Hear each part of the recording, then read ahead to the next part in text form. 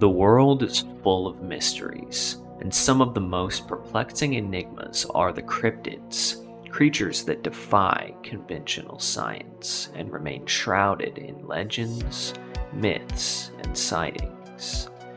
These elusive beings have captured the imaginations of people across the globe, with countless stories, eyewitness accounts, and reports fueling the intrigue. This is the second tier of the Cryptid Iceberg, well-known and documented cryptids, exploring their history, appearances, and the cultural impact they have left on society. From the Loch Ness Monster's elusive presence in Scotland to the legendary Mothman sightings, these cryptids have left an indelible mark on the world of the unexplained. By examining these cases, we have gained a deeper understanding of the enduring fascination with cryptids and the impact these mysterious creatures have had on folklore, culture, and human curiosity.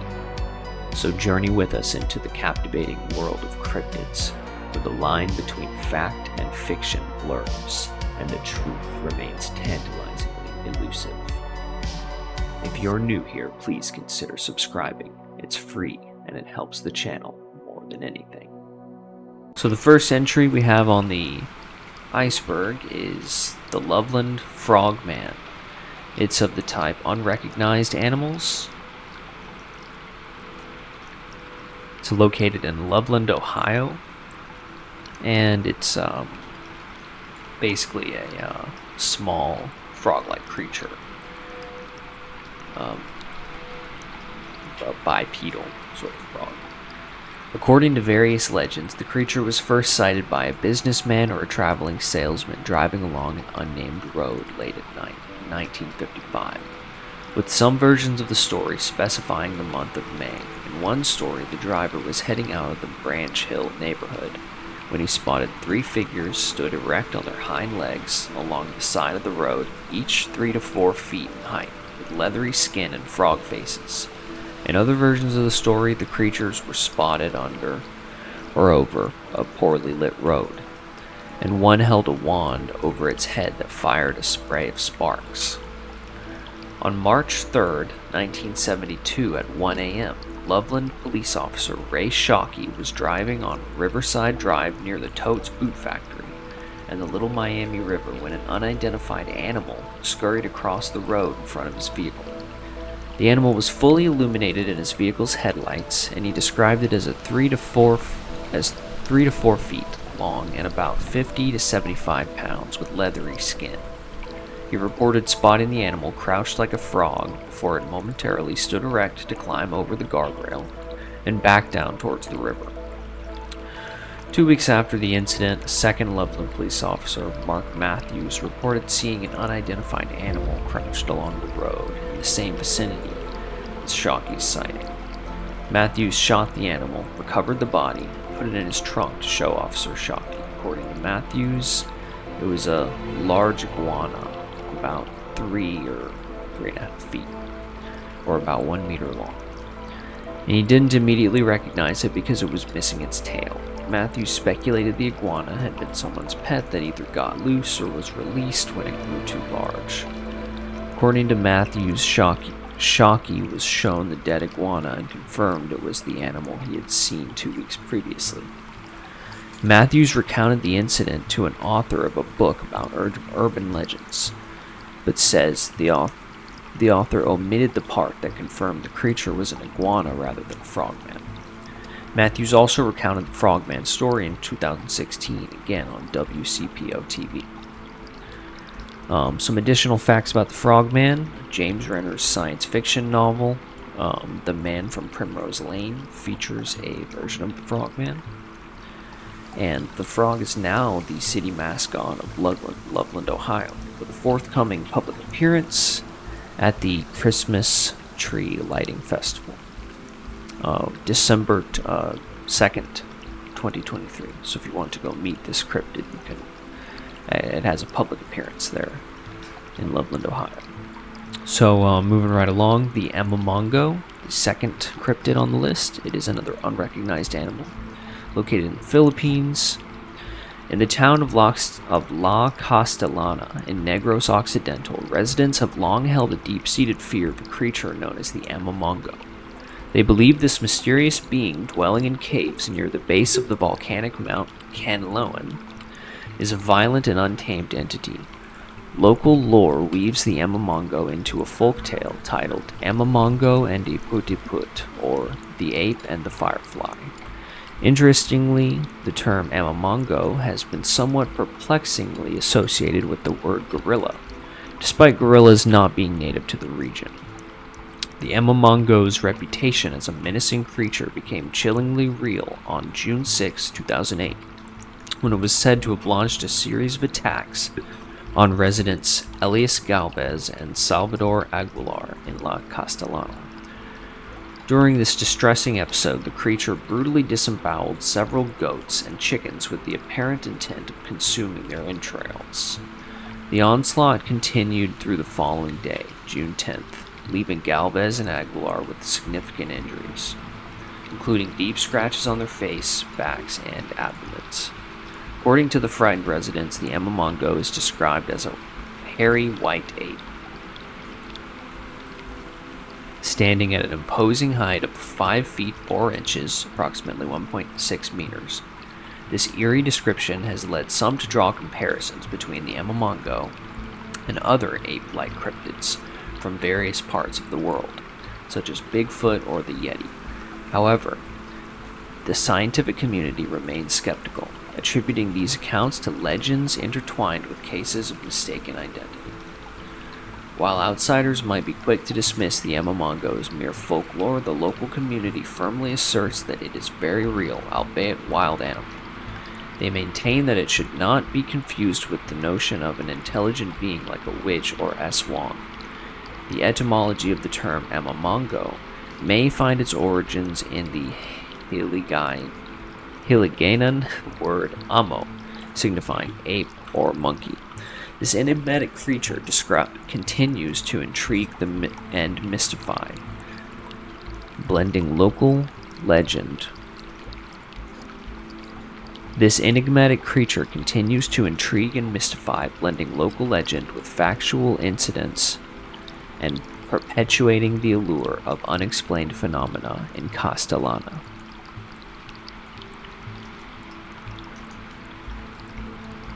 Next up, we have surviving Megalodon. This is a possible extinction survivor, and it's generally spotted just everywhere in the ocean. Giant shark similar to it's a giant shark similar to a great white shark as well. Let me find my notes here.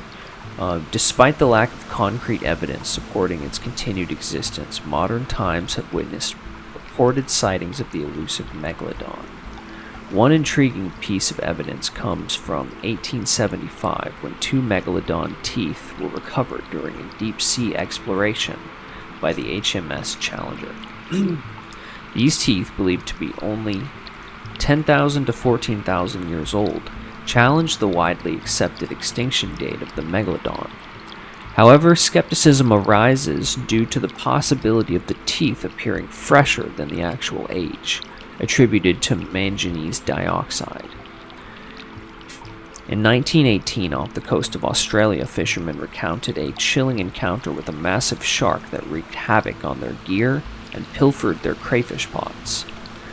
The description of a ghostly white shark measuring a staggering 115 feet left the seasoned fishermen so petrified that they refused to venture back into the ocean.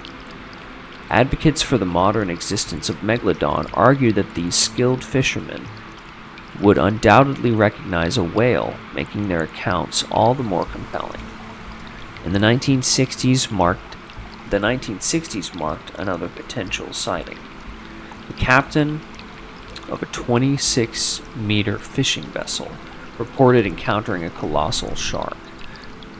Much like the Australian fisherman, he and his crew possessed extensive experience, further reinforcing the mystery.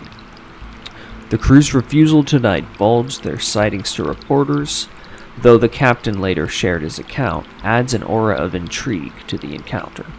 In the age of digital media, numerous videos and photographs purporting to capture Megalodon have surfaced on platforms like YouTube and in the news. However, many of these ultimately proved to be hoaxes or misidentifications, often involving the more familiar basking sharks. Next up we have Bessie, an unrecognized animal from Lake Erie.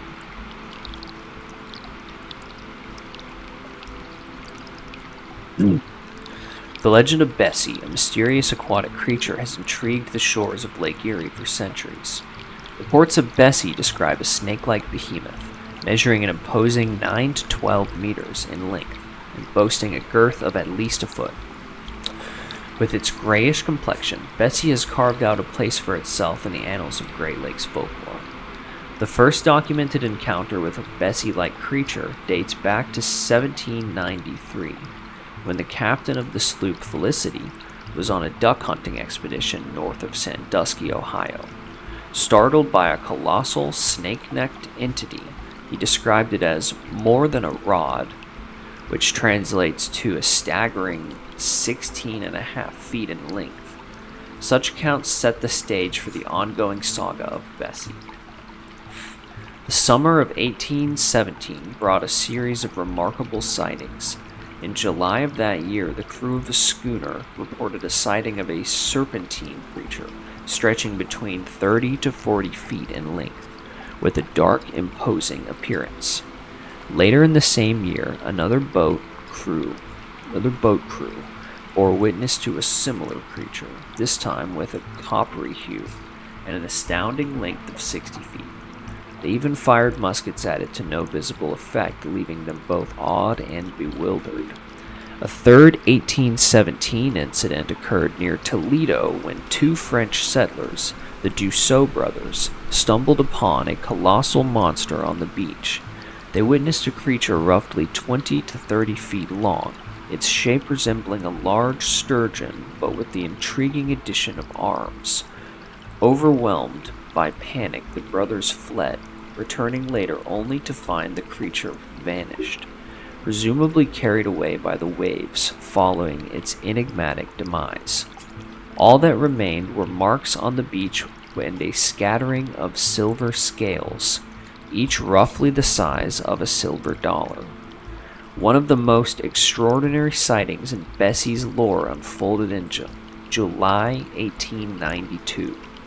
The entire crew of a ship sailing from Buffalo, New York to Toledo, Ohio, found themselves bearing witness to a remarkable spectacle. A massive area of water churned and foamed approximately half a mile ahead of them. As they closed in, an astonishing scene unfolded before their eyes. A colossal sea serpent, estimated at 50 feet in length and 4 feet in girth, seemingly wrestling with an unseen adversary beneath the surface. This otherworldly creature stretched out at the water's surface, its head protruding an additional 4 feet. Its eyes, described as viciously sparkling, captivated onlookers, and the crew also noted its large fins. On May 5, 1896, the waters near Crystal Beach, close to Fort Erie, hosted yet another Bessie sighting. This time, 4 eyewitnesses watched in awe for 45 minutes as a 30-foot creature, boasting a dog-shaped head and a pointed tail, churned the water as it gracefully swam. The spectacle left an indelible mark on their memories as the creature eventually vanished into the depths just before nightfall. The enigmatic Bessie has continued to capture the imagination of those living along the shores of Lake Erie, with her legend enduring to this day, so much so that a substantial reward of $100,000 has been offered by Huron Lagoons Marina for the capture of Bessie, whether alive or in eternal rest. A testament to the enduring mystique of this Great Lakes cryptid. Next up we have the Oklahoma octopus. Another unrecognized animal from Ohio, some freshwater lakes, some lakes in Ohio. The enigmatic legend of the Oklahoma octopus has stirred the waters of man-made lakes in the state for years, with chilling accounts of its elusive existence. Lakes like Thunderbird, Oolaga, and Tin Killer have become the settings for tales of this cryptid, which is rumored to lurk beneath the surface where it ambushes unsuspecting swimmers, leading to mysterious and tragic drownings. Despite the countless stories surrounding it, no tangible evidence or footage of the creature has ever been produced. While skeptics remain skeptical, proponents of the Oklahoma octopus point to a concerning pattern of high mortality rates and unexplained drownings in the state's lakes as a compelling argument for its presence. Reported sightings further fuel the mystery and lore that enshroud this cryptid in the depths of Oklahoma. It's described as a cephalopod, more specifically an octopus. The Oklahoma octopus would be an astonishing discovery if proven to exist. It would stand as a unique freshwater-dwelling cephalopod species, a distinction that sets it apart from the predominantly marine habitat of some such creatures. In a way, this would parallel the presence of certain requiem sharks, like the Ganges River shark, which exclusively inhabit freshwater environments. Despite the skepticism that surrounds its existence, there have been instances of octopuses adapting to brief periods of life in freshwater environments. For instance, a common octopus was discovered in Lake Conway, Faulkner County, Arkansas. While it's likely this particular octopus was a released pet that managed to survive temporarily by clinging to the lake's dam gates, the account adds a layer of intrigue to the possible existence of the Oklahoma octopus. The legend of the Oklahoma octopus persists, casting a veil of mystery over Oklahoma's man-made lakes, where stories of its presence continue to capture the imagination and curiosity of those who dare to swim in these waters. Next up is the Enfield Horror, an unrecognized animal from Illinois. On the night of April 25th, 1973, an unusual encounter unfolded for Henry McDaniel, forever etching a peculiar tale onto the annals of cryptid lore. At approximately 10 p.m., McDaniel was drawn to his front door by an eerie scratching sound. Upon investigation,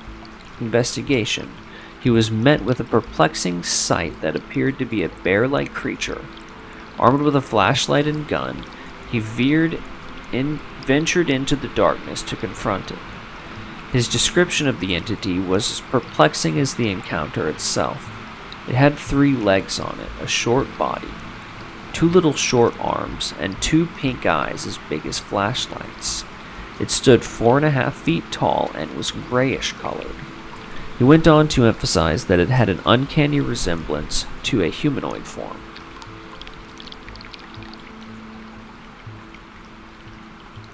McDaniel, feeling threatened, fired 4 shots at the creature, one of which struck it. In response, the creature emitted a hiss reminiscent of a wildcat and leaped towards a nearby railway embankment, covering a remarkable 50 feet in just 3 jumps. Troubled by the bizarre encounter, McDaniel promptly alerted the local authorities. Upon investigation, footprints resembling those of a canine with 6 toe pads were found in the soft earth near McDaniel's residence. The police found McDaniel's account to be rational and trustworthy. Later, McDaniel expressed his belief that the creatures were extraterrestrial in nature, stating if they do find it, they will find more than one and they won't be from this planet. As investigators delved deeper, they uncovered a fascinating twist to the story. It was revealed that Greg Garrett, a 10-year-old neighbor, had claimed to encounter the creature approximately half an hour before McDaniel's incident. Garrett stated that the creature had stepped on his feet, tearing his tennis shoes apart. However, the young boy later admitted that his account was a hoax, designed to tease McDaniel and have some fun with a visiting journalist. The mystery took another intriguing turn when 2 weeks later, on May 6th, McDaniel reported a second sighting. He described seeing the creature navigating the railway tracks near his home at 3 a.m., but this time he refrained from taking any aggressive action. In response to his call, a search party accompanied by WWKI's news director Rick Rainbow explored the area and claimed to spot an ape-like creature in an abandoned building near McDaniel's residence. They even asserted that they recorded the creature's cries and fired a shot at it before it made its escape.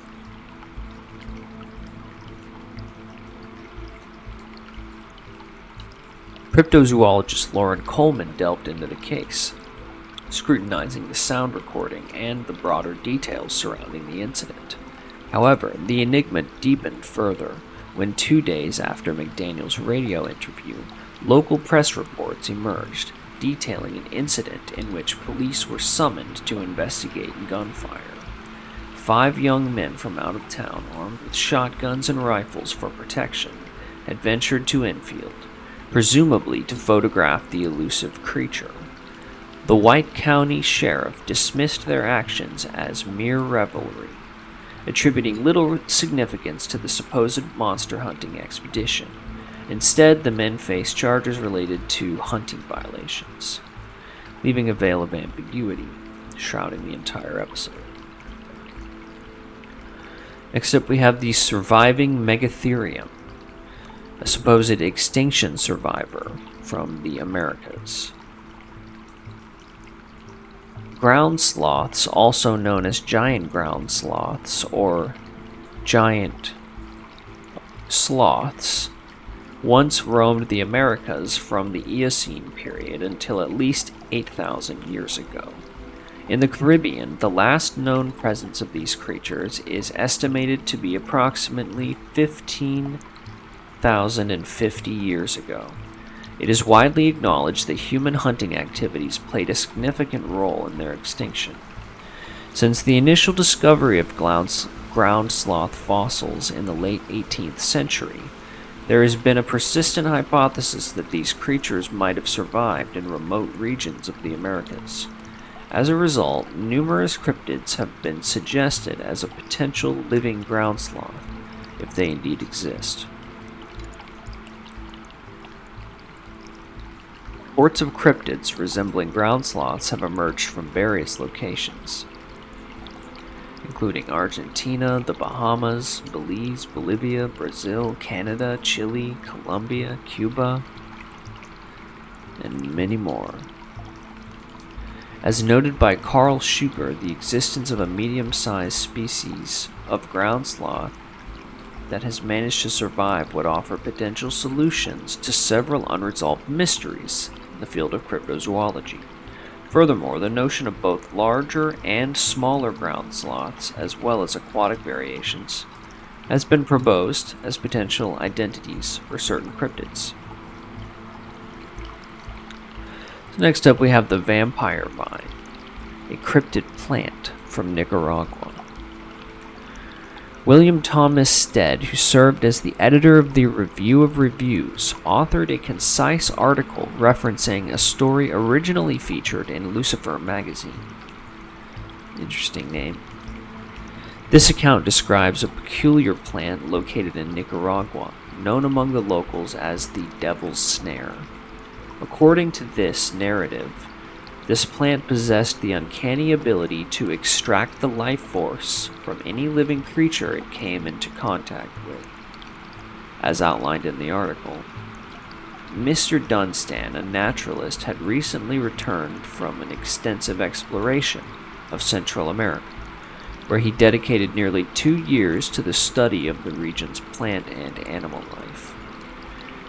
During his pursuit of botanical and entomological specimens, a remarkable incident occurred. He heard his dog yelping in apparent distress at some distance, prompting him to rush to the source of the animal's distress. Upon arriving, Mr. Dunstan discovered his dog ensnared within an intricate network of what appeared to be delicate rope-like roots and fibers. native companions accompanying Mr. Dunstan exhibited profound fear of this particular vine, which they referred to as the Devil's Snare. They shared chilling tales of its lethal capabilities due to the extreme difficulty of handling the plant. Mr. Dunstan could glean only limited information about its characteristics. It proved nearly impossible to disentangle, with the attempt resulting in the loss of skin and even flesh. To the best of Mr. Dunstan's knowledge, the plant's suction power was attributed to numerous minuscule orifices, akin to tiny suction cups. Normally sealed, these orifices would open to receive organic material. When the substance was of animal origin, it would draw out the blood and subsequently discard the remaining carcass or remnants.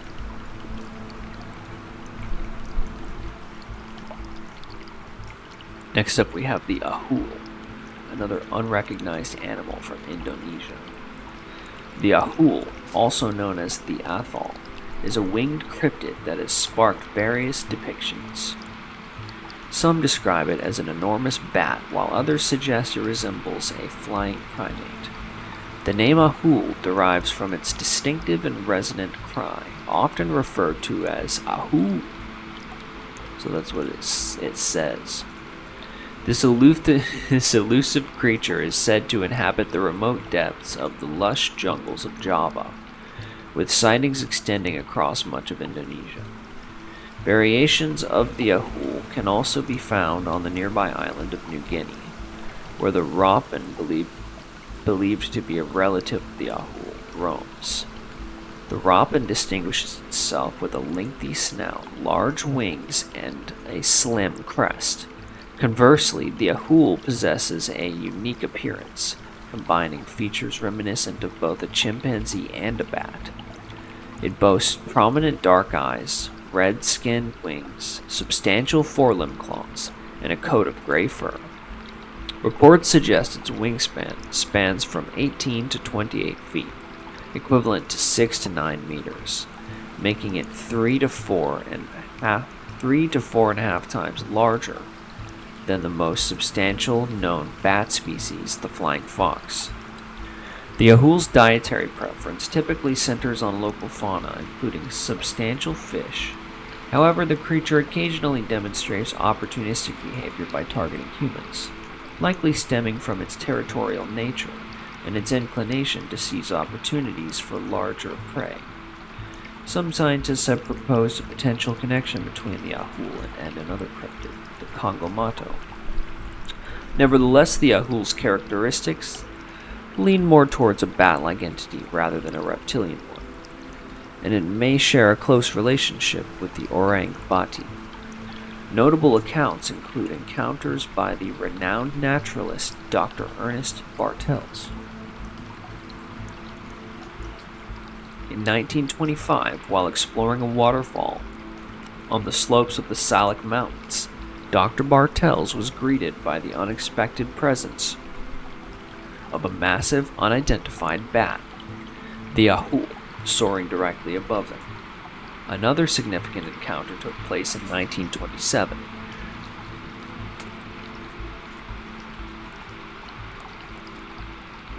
Around 11:30 p.m., when Dr. Bartels was resting inside his thatched house near the Cijingkal River in western Java, while listening to the harmonious sounds of the jungle, he was startled by a distinct and loud cry emerging from above his hut, seemingly articulating the enigmatic phrase, ahul. So it says ahul. Interesting. Right. Next we have the Nandy Bear, an unrecognized animal from western Kenya. The Nandy Bear, also known as the chemosid, is a cryptid that has been reported in the highlands of western Kenya, East Africa. It is typically described as a shaggy, sloped-backed predator, reminiscent of a hyena. However, it is widely believed to be a composite cryptid, resulting from the grouping of reports describing various animals, including well-known species and genuine cryptids. Some of the cryptids and folklore beings associated with the Nandy Bear include the chemosid, the kodola, which is baboon-like, and the Chupacabra. It has also been referred to by other names such as the Mbebe beast, Nyangu, and various versions of the giant forest hyena, Nyangu being Swahili for the bloody beast.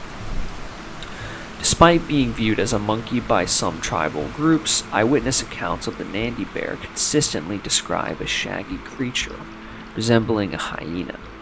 Its size is uniformly reported as very tall at the front, measuring 4 feet 3 inches to 4 feet 6 inches, 4 feet 6 inches at the shoulder, almost 5 feet in height, approximately as tall as a lion, and about 4 to 5 feet in height. All reports mention that its back slopes down from the shoulders, akin to a hyena. The Nandy Bear is described with a notably large head, featuring unusually powerful jaws and teeth, along with a stout, bear-like snout. Its ears are small or very short, often small and rounded, and its tail is typically short and tufted or covered in hair. Witnesses commonly report large feet. The creature is frequently depicted with thick fur on the forequarters and all 4 legs, the hindquarters being relatively smoother. Its legs are described as shaggy right down to the feet. The fur's color is said to range from tawny and gingery brown to dark brown. While some have suggested that the Nandy Bear might be attributed to spotted hyenas, particularly erythristic, red-furred individuals that might be unfamiliar, many reported behavioral traits of the Nandy Bear do not align with those of the spotted hyena. Captain Hitchens noted that hyenas are common around African villages, making it unlikely for a villager to mistake one for the Nandy Bear, similar to an Englishman confusing a rabbit with a fox. Next up, we have the Nandy Tiger. It is a supposed extinction survivor from Africa. The Nandy Tiger is a cryptid believed to be a surviving saber-toothed cat, with reported sightings in regions including the Nandy Plateau, Bessie Mountains, and Guera Massif in Chad, the Bongo Massif in Central African Republic, and potentially the Imatong Mountains in South Sudan and Uganda. The animal is referred to by many different names, such as Biskoro, Kogjing, Gasingram, Hagel, Nisi, Noso, and Basoko, and I'm so sorry for my mispronunciations. Various tribes in Chad and the Central African Republic describe these creatures as feline beings larger than lions, sporting reddish fur, often exceptionally long teeth extending beyond their lips, and have either very short tails or no tails at all. The Gasingram and Basoko are known for their strong eye shine, and the Hejal is reported to be maned. The Yulu people often mention a melanistic variety. These cryptids are typically believed to be nocturnal creatures, and are thought to possess the strength to carry hefty prey. The Basoko in particular is said to transport its prey on its back. However, in Hadjari folklore, the Hajel is described as a harmless creature that can only capture small prey, as the great size of its teeth is believed to cause discomfort whenever it opens its mouth. In the Vakaga region, local legends suggest that the Basoko is followed by swarms of butterflies. Next up is giant rabbits, an unrecognized animal from Australia. Gold prospectors in Australian interior claim to have encountered a cryptid known as the giant rabbit, described as massive creatures measuring up to 9 feet in length and towering at a height of 12 feet. These beings were said to possess remarkable vanishing speed. The origin of these reports, initially brought to attention by Ivan T. Sanderson, remains unidentified. Notably, Ambrose Pratt A naturalist and writer who heard these accounts suggested that these giant rabbits might actually be living diprotodonts. Bernard Heuvelman speculated that they could be living diprotodon or giant kangaroos, although he acknowledged that their incredible speed would be unusual for diprotodon. Christine Janis and Karl Schuker also remarked that these creatures bore a resemblance to giant Southerine kangaroos, like Procopton or Sunuthurus. These kangaroos, characterized by shorter tails, more substantial forearms, and potentially longer ears, could have given the impression of giant rabbits. Despite the common belief that Southerine kangaroos were too massive to hop, preferring walking or slow ambling gait, Janis proposed that in emergencies, larger species, like Southerus sterlingi, might have been capable of hopping for swift movement. Additionally, there existed a more conventional giant kangaroo species, Macropus titan, which was believed to possess hopping abilities. Next up is devil monkeys. Cryptids known as devil monkeys have been documented across various regions of the United States, with frequent sightings in the Midwest and along the East Coast. These enigmatic beings are often described as exhibiting a curious blend of primate and canine characteristics. Notably, reports of devil monkeys have surfaced in the forested areas surrounding Flagstaff, Arizona. During a hike through the Mount Eldon Forest Trail, an observer noticed her dog becoming highly distressed and anxious. It was in this moment that she encountered a group of primitive-looking creatures darting amidst the rocky terrain. She depicted them as measuring approximately 4 to 5 feet in height. Exceptionally nimble and swift, in various parts of the United States, these creatures are commonly referred to as devil monkeys. Sightings have also been reported in states like New Mexico, Utah, and Colorado. Sightings of devil monkeys have been documented in multiple states, including Ohio, West Virginia, and Maryland. These encounters have been recorded in various years, including 1934, 1959, 1969, 1973, 1979, and 2006.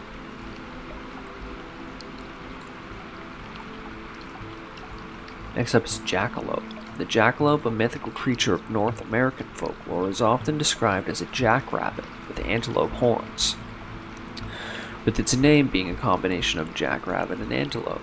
In the 1930s, hunters Douglas Herrick and his brother popularized the jackalope by attaching deer antlers to a jackrabbit carcass and selling them.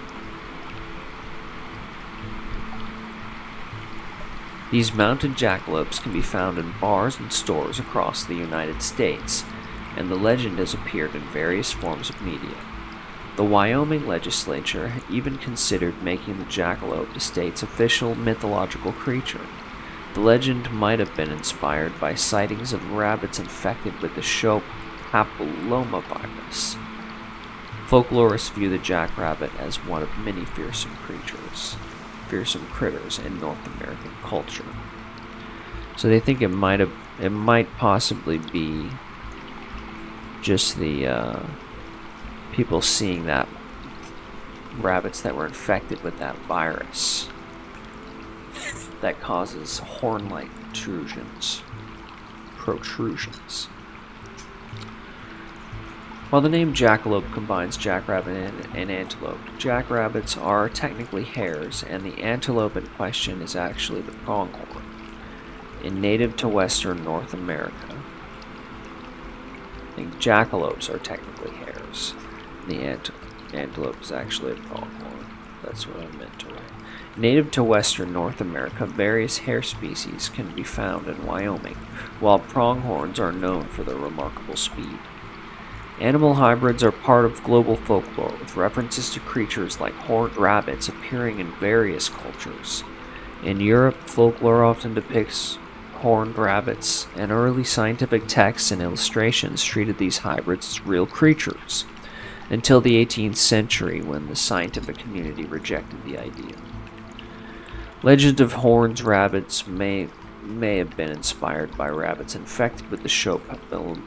No, we already discussed that. Yeah. Scholars view the jackalope as a local legend used to promote communities for social or economic reasons, often resulting in the creation of festivals to perpetuate the legend's association with the town. This approach, characterized by the quest for a mythical animal, fosters a carnival atmosphere and draws attention to the town. Utilizing a combination of something called the booster impulse and something called entrepreneurial hoaxing, deeply rooted in American culture and its history of advertising and self-promotion. So they basically, the jackalope is sort of a symbol of hoaxing things, saying things. You saw something just to bring people into the town. Supposedly, allegedly. Next up is Madagascar Tree, a cryptid plant from Madagascar. In 1874, a remarkable story emerged in the pages of the New York World, one that sent shockwaves through readers of the time. This tale told of a gruesome discovery in Madagascar where a group of explorers encountered a sinister botanical specimen, the man-eating tree. This shocking account, widely reported by various newspapers and magazines, described a monstrous tree with treacly fluid, deadly tendrils, and a horrifying fate for a woman from the Makotos tribe. Yet this sensational narrative was nothing more than a cleverly crafted work of fiction, devised by the talented pen of New York World reporter Edmund Spencer. Spencer's article, first published in the daily edition of the New York World on April 26, 1874, immediately captured the public's imagination. It was a captivating blend of exoticism and terror, portraying the Makotos tribe as barbaric, the tree as malevolent, and the entire story as a shocking revelation from the uncharted corners of the world.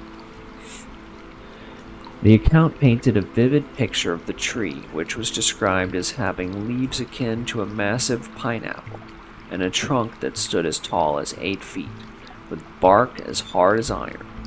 From this grotesque trunk, 8 sinister leaves, each around 12 feet long, dangled lifelessly, their undersides lined with sharp, thorny hooks. This tree was said to exude a clear, sweet, treacly liquid with intoxicating properties. The narrative took a chilling turn when a member of the Makotos tribe was forced to drink from this treacly cup. The tree's tendrils, initially described as lifeless, sprang into action and swiftly coiled around the woman, tightening their grip until her screams were silenced in a gurgling moan. Meanwhile, the fluid of the tree mixed with her blood and entrails, creating a gruesome concoction that the Makotos greedily consumed, leading to an unsettling, macabre orgy. So that was the Madagascar tree. But it said it was a hoax by this guy Spencer. And I believe it was based on the baobab tree, possibly. Moving on, we have Dolo's ape, an unrecognized animal from South America.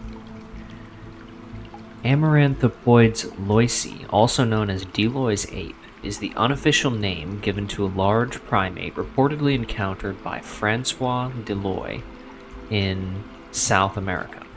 The only evidence supporting its existence is a single photograph. The authenticity of the creature remains a subject of controversy.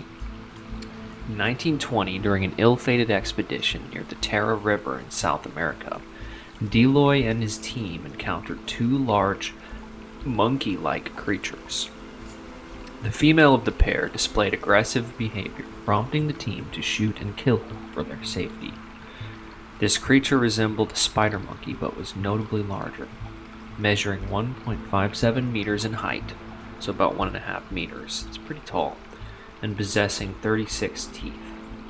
a trait uncommon among New World monkeys. Strangely, it had no tail. The expedition posed the animal for a photograph, but the creature was subsequently skinned, and its remains were abandoned. Additional photographs taken by the group were lost, adding to the mystery.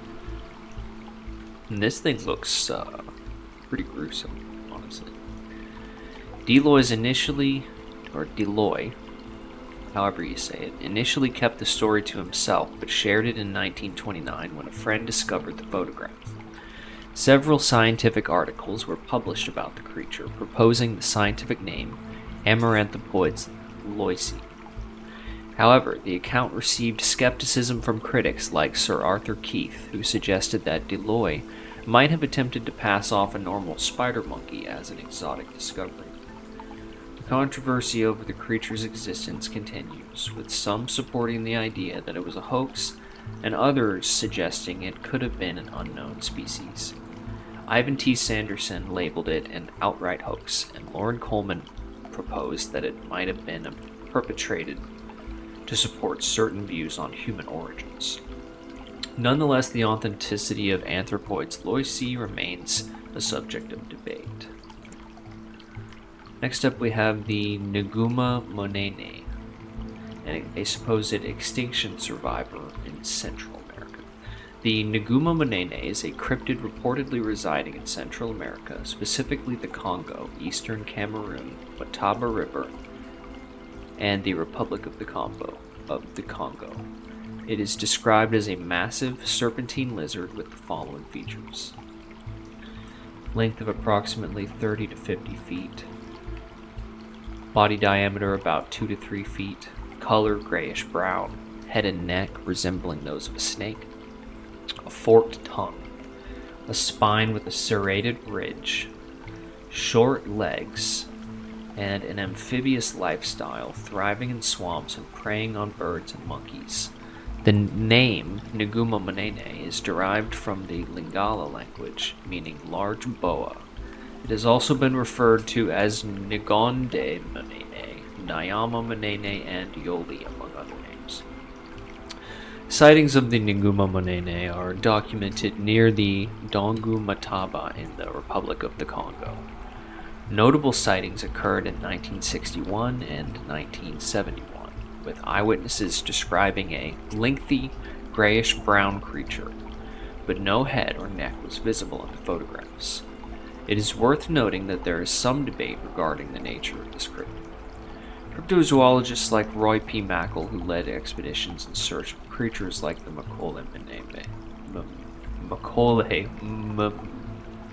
Mbebe. This is a tough one to say. This is actually a different one. Mbebe is a different one. Suggests that the Nguma Mon has a low-slung body. So that's a different cryptid than Mbebe. That's actually further down the tier. Resembling a lizard more than a snake. While some believe it may represent an undiscovered species, others propose that it could be misidentifications of modern crocodilians or Nile monitor lizards. There is no definitive consensus on its existence or identity. Next up is Loch Ness Monster.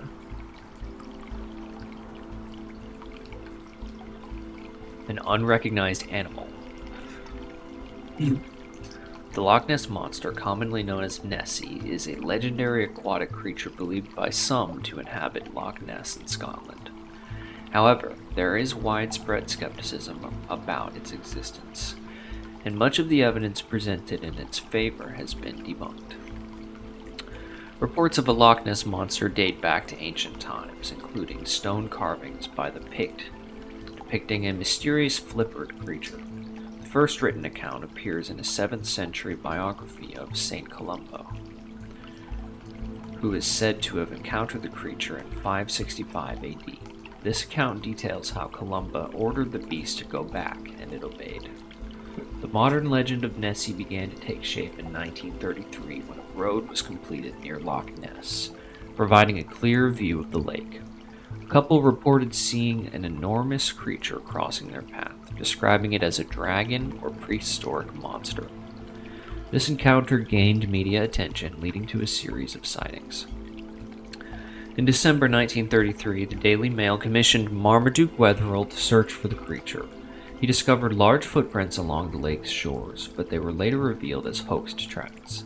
In 1936, the famous surgeon's photograph was published, seemingly showing the monster's head and neck.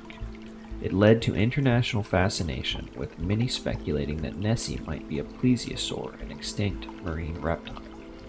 The Loch Ness area attracted numerous monster hunters and various sonar explorations were conducted, but none were successful in locating the creature. Numerous photographs purporting to show Nessie were debunked as hoaxes. In 2018, a DNA survey found no evidence of a large animal like a plesiosaur, but suggested the presence of numerous eels in the lake. Despite the lack of concrete evidence, Nessie remained popular and contributed significantly to Scotland's economy. Next up, we have the Beast of Bray Road. The Beast of Bray Road is a wolf-like creature reportedly sighted in or near Elkhorn, Walworth County, Wisconsin. The creature has become a part of local folklore and has inspired books, documentaries, and even a horror film.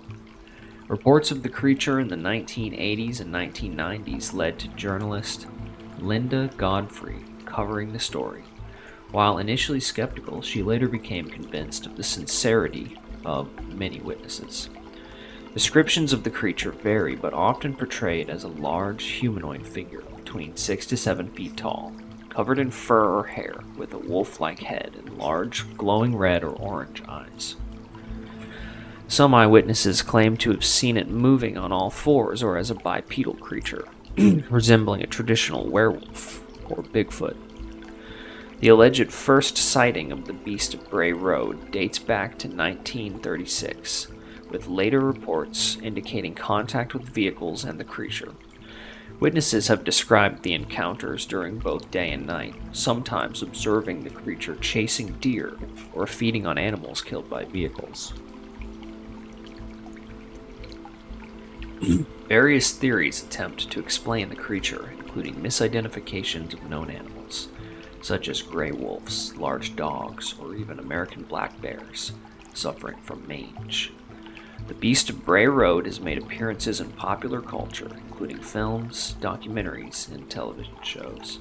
This thing is basically just a big humanoid wolf from Wisconsin. Just a big old wolf. There's a couple of those, the dog man and the like.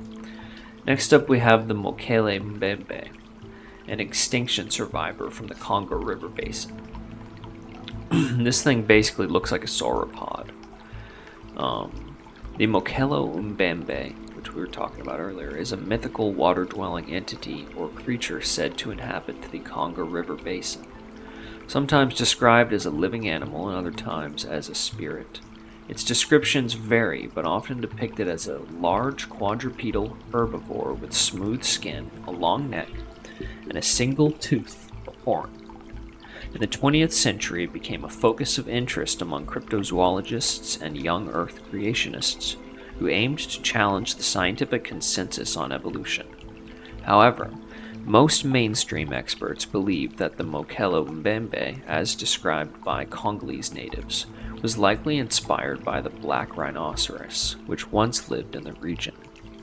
Reports about the Mokele Mbebe originated from local legends, Western fascination with dinosaurs, and the work of explorers like Captain Ludwig Freiherr von Stein zu Lausnitz. That name's quite the mouthful. While several expeditions were conducted to search for the creature, no conclusive evidence was found.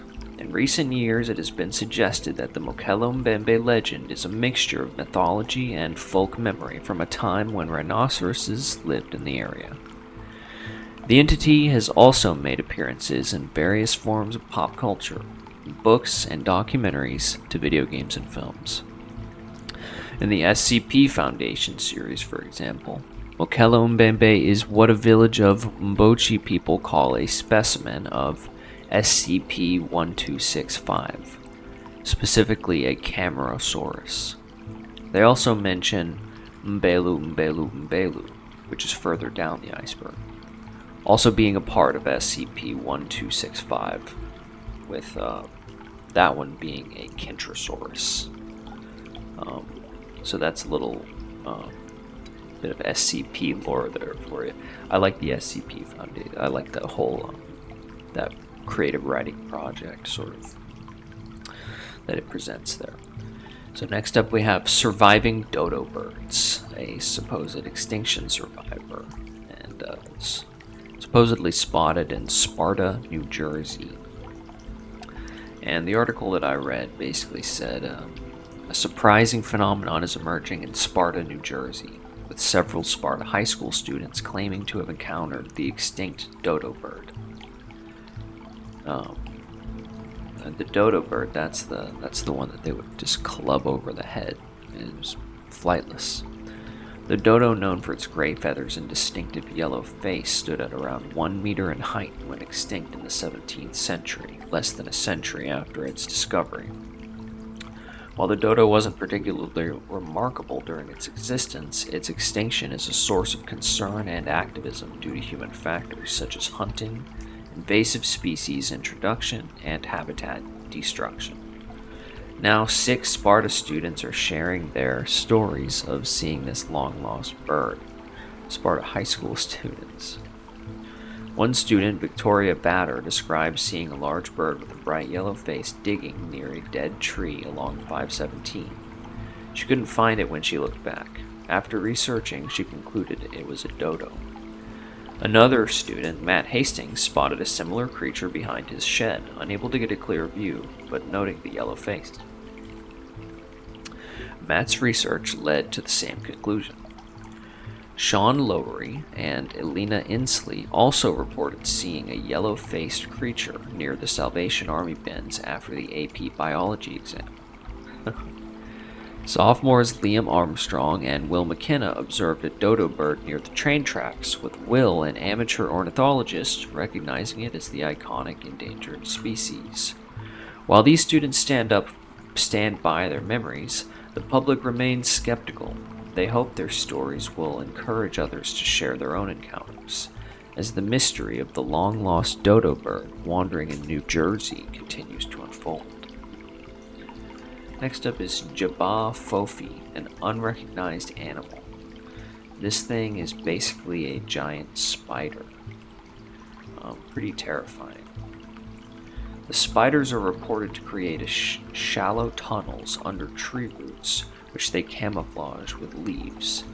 They construct nearly invisible webs between their burrows and nearby trees, often stringing trip lines in the area to catch unsuspecting prey. This predatory behavior is similar to that of some trapdoor spiders. Natives claim that the Jabba Fofi eggs are pale yellow-white and peanut-shaped, with hatchlings being bright yellow with purple abdomen. As they mature, their coloration becomes darker and brown. People indigenous to the regions in the Congo where the Jabba Fofi has been sighted assert that these spiders were once common but have become rare. In 1938, an English couple traveling through the Congolese jungle reported a sighting of a giant spider with legs nearly 3 feet long. Cryptozoologist William J. Gibbons, known for his expeditions in search of the Congolese dinosaur called Mbebe, also encountered natives who shared their experiences with these giant spiders. The spiders are described as being brown with a purple mark on the abdomen. Growing to an enormous size with a leg span of at least 5 feet, they construct leafy layers resembling pygmy huts and spin strong circular webs between trees, often across game trails. These spiders are believed to prey on small forest antelope, birds, and other wildlife, and are considered highly venomous and dangerous. While they were once common, are now rare. In 2013, a video surfaced on YouTube claiming to capture a Jabba Fofi on a night vision camera in Mozambique, near a waterhole next to a tree. This video showed the spider briefly before it disappeared into the darkness. It suggested that the spider's declining numbers may be due to habitat loss caused by the encroachment of civilization as rainforests are converted into farmland. Next up is the Hopkinsville goblins, supposed extraterrestrial life from Kentucky.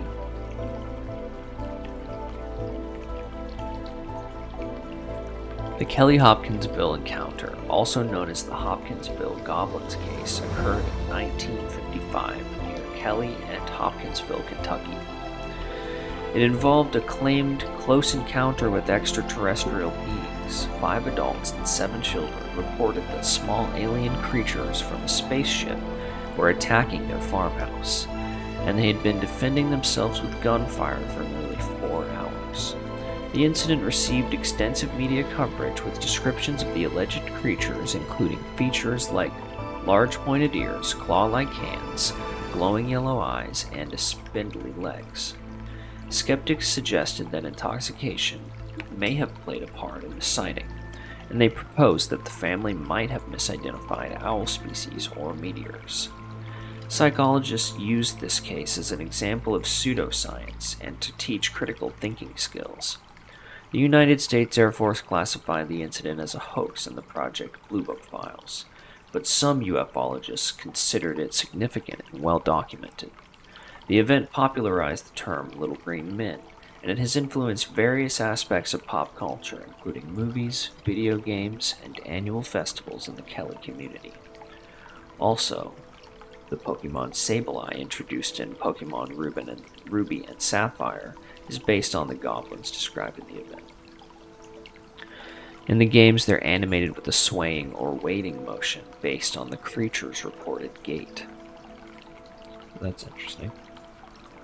Next up, we have surviving woolly mammoths. An extinction survivor that's been spotted in US, Alaska, Canada, China, and Russia. The woolly mammoth, known as Mammuthus primigenius, was a species of mammoth belonging to the elephant genus. Fossils and well-preserved soft tissue of this species have been found from the Middle Pleistocene to the early Holocene. While it is historically known, there have been reports of woolly mammoth sightings in modern times, turning it into a cryptid. Woolly mammoths were distributed across a circumpolar range during the end of the Pleistocene, encompassing areas from Great Britain and Europe through the Eurasian mammoth steppe and into northern North America. Although reports of mammoth sightings are scattered, they are primarily concentrated in the taiga of Russia, as well as historically in the boreal forests of Alaska and Canada. Some of the legends and observations of mammoths in Eurasia and parts of North America suggest that they were burrowing animals, based on findings of partially thawed preserved carcasses. The woolly mammoth is well known and well studied due to these preserved remains. In some accounts of living mammoths, they are described as being near or in water, with sightings reported in lakes, rivers, and boreal wetlands in the Russian taiga. Witnesses typically identify these creatures as mammoths but provide limited descriptions. Some Russian cryptozoologists have suggested that certain mammoth sightings could actually involve woolly rhinoceroses, or Salodonta antiquitatis. It's a hard one. Next up is a favorite of mine, the bunyip from Australia, a mythical creature. The bunyip is a creature from Aboriginal mythology in southeastern Australia. Believed to dwell in swamps, billabongs, creeks, and waterholes. The word bunyip is of Aboriginal origin and is usually translated as devil or evil spirit today. It is associated with various regional variations across Aboriginal Australia. Characteristics of the bunyip vary, but it is generally described as an amphibious aquatic creature. No reported sightings on land. Descriptions of its physical appearance range widely, with some linking to likening it to a seal or swimming dog, and others depicting it as a long-necked creature with a horse-like head and maned neck. Bunyips are thought to be nocturnal, reclusive, and inhabit aquatic environments such as lakes, rivers, and swamps. They're known to have loud, roaring calls and are sometimes believed to feed on crayfish. The origins of the bunyip are debated, with some suggesting it may be based on encounters with unusual wildlife or fossils of prehistoric creatures.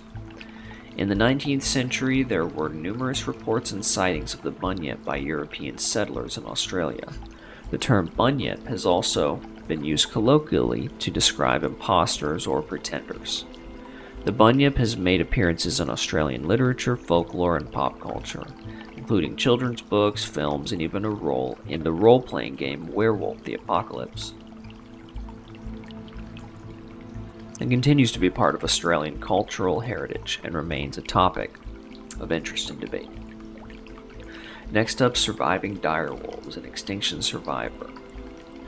The direwolf was a large wolf species that lived during the Pleistocene era, standing about 3.5 feet tall and weighing 125 to 175 pounds. They had powerful jaws capable of crushing bone, a smaller brain case than typical wolves, and were stronger and bulkier. Thousands of direwolf skeletons have been discovered in the La Brea tar pits. Not much is known about their behavior, such as whether they lived in packs or were solitary, as most information comes from their skeletons and their modern-day descendants. They were found in North and South America, possibly with 2 variants on each continent.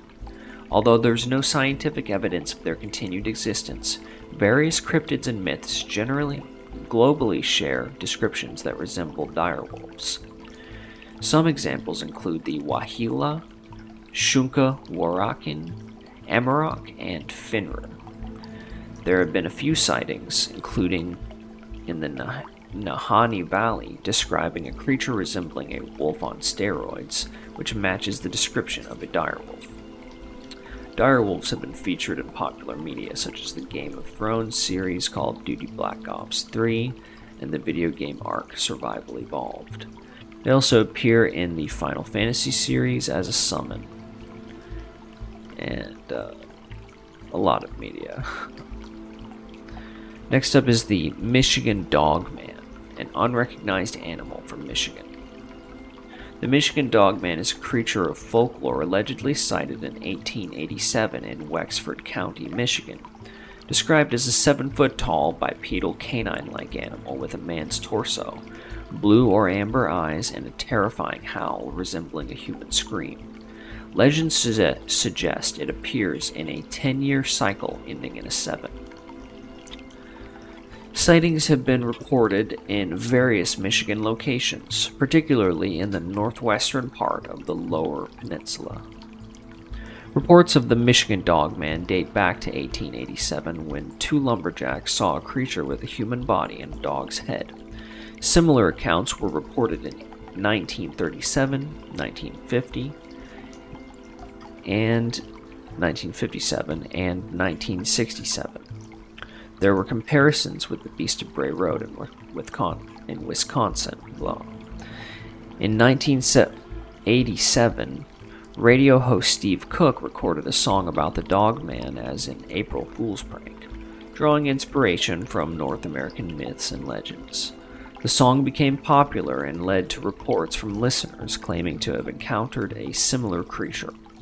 Over the years, Cook received numerous reports of the Dogman's existence.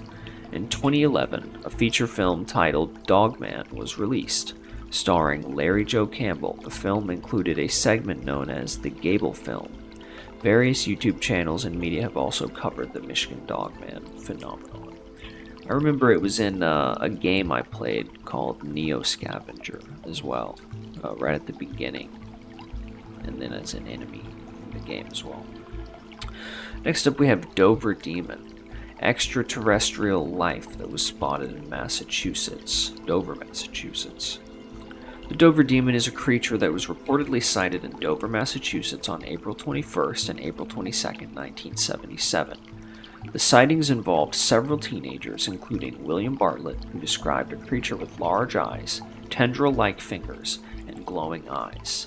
Similar sightings were reported by other teenagers in different locations. Skeptics suggested that the creature may have been a foal or a moose calf, while Joe Nickel proposed that it could have been a snowy owl.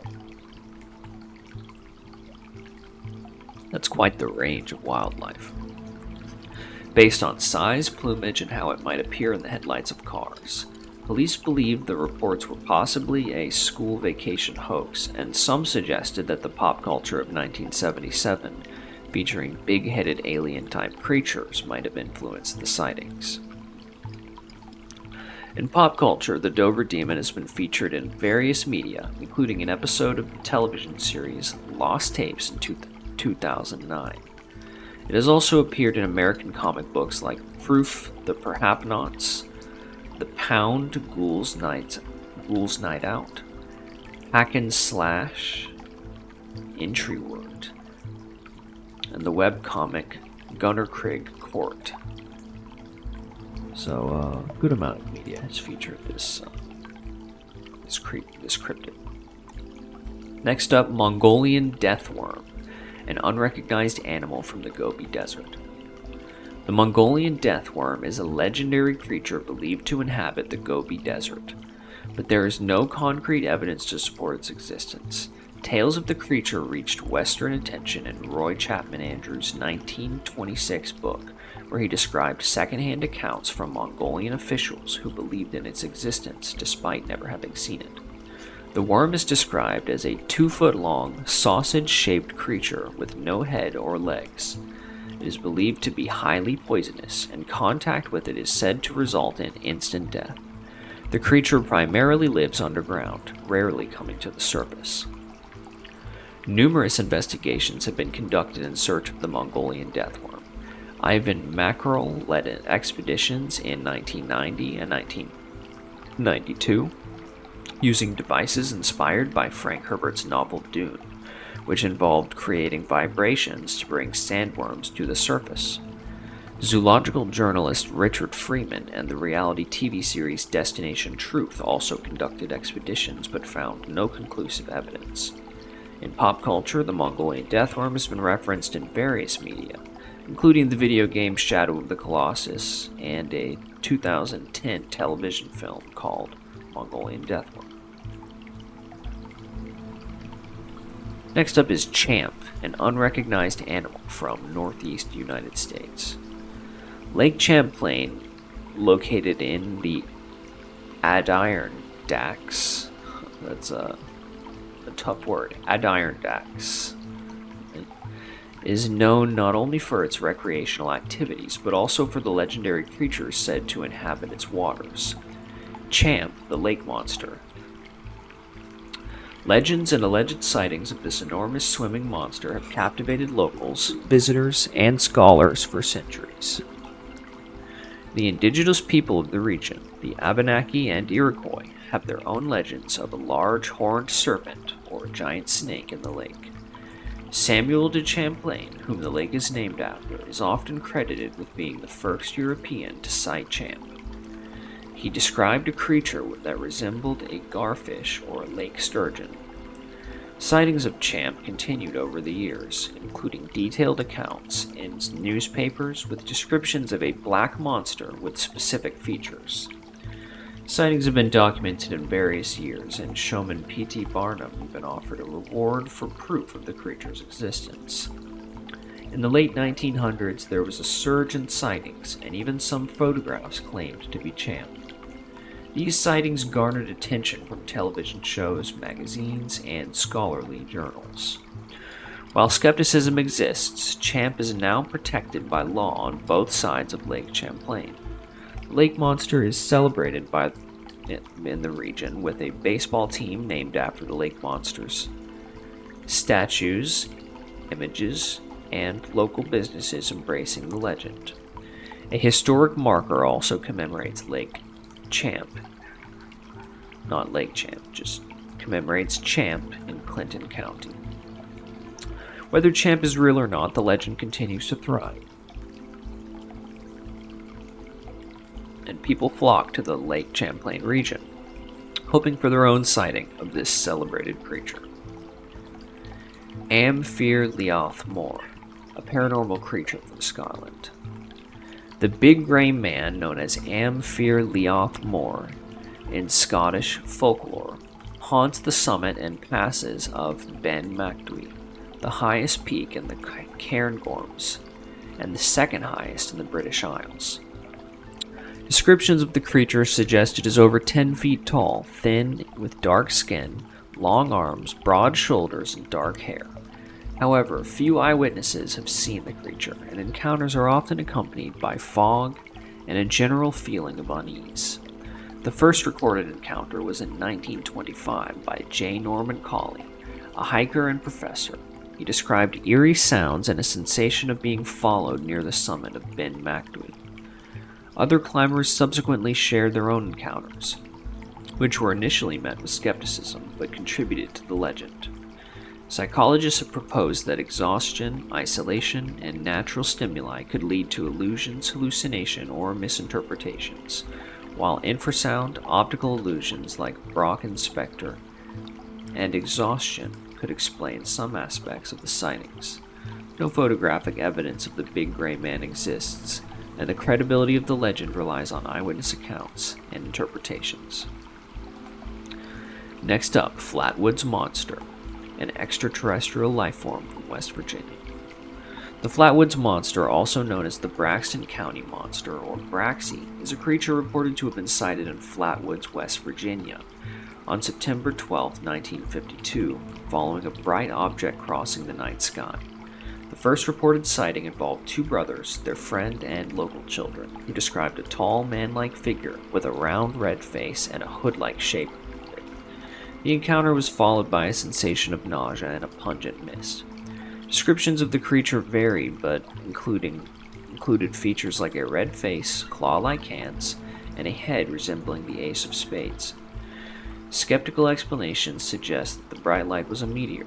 The pulsating red light was likely an aircraft beacon, and the creature resembled an owl. Yet the witnesses' heightened anxiety might have distorted their perceptions. The case received considerable attention from the press and UFO enthusiasts. With investigations and debates surrounding the sightings, the town of Flatwoods commemorates the legend with a museum, a welcoming sign, and an annual festival called Flatwoods Days. Several media references and adaptations have been made based on the Flatwoods Monster legend, such as in video games, a documentary, and a television series episode. Next up, Emelanatuka, an extinction survivor from Africa. The Emelanatuka, also known as Asaka Moke, Njago Gunda, Ngamba Neme, Chipekwe, or Irizima, is a cryptid reported to inhabit the Congo and possibly Cameroon. Referred to as the elephant killer by natives, it is described as an elephant-sized creature with a body smaller and similar in shape to a rhinoceros, brownish in color, and around the size of an African bush elephant. The Emelanatuka is believed to have a heavy tail and a single horn on its snout. It's said to be semi-aquatic, feeding on malombo and other leafy plants, and emits vocalizations described as snorts, rumbles, or grunts. The exact composition of its horn is debated, with suggestions that it could be ivory, bone, or keratin. The Emelanatuka has been likened to ceraptozoid dinosaurs or aquatic rhinoceroses. It is reported to be slightly larger than an elephant and is known to hunt elephants, buffaloes, or hippos when disturbed. Historical accounts of the Emelanatuka date back to a 1933 report by J.E. Hughes, describing an animal matching its description. It was formally named in 1954 by Lucien Blancsue, a former Lekula game inspector, who noted its large size and territorial nature. Dr. Roy P. Mackle led expeditions into the Congo in 1980 and 1981, gathering additional information on various cryptids, including the Emelanatuka. Although there have been claims of encounters and evidence, the existence of the Emelanatuka remains unverified. A planned documentary episode on the cryptid was filmed but never aired. And there have been recent sightings of the creature, including one in Kenya. Next up, the Erica Monster, an extinction survivor. The Erica Monster is a cryptid reported to inhabit the Atacama Desert of Chile. It is described as a bipedal creature resembling a combination of a dromaeosaur and a kangaroo. Sightings of this creature have been reported by various motorists traveling on the road connecting Iquique and Arica.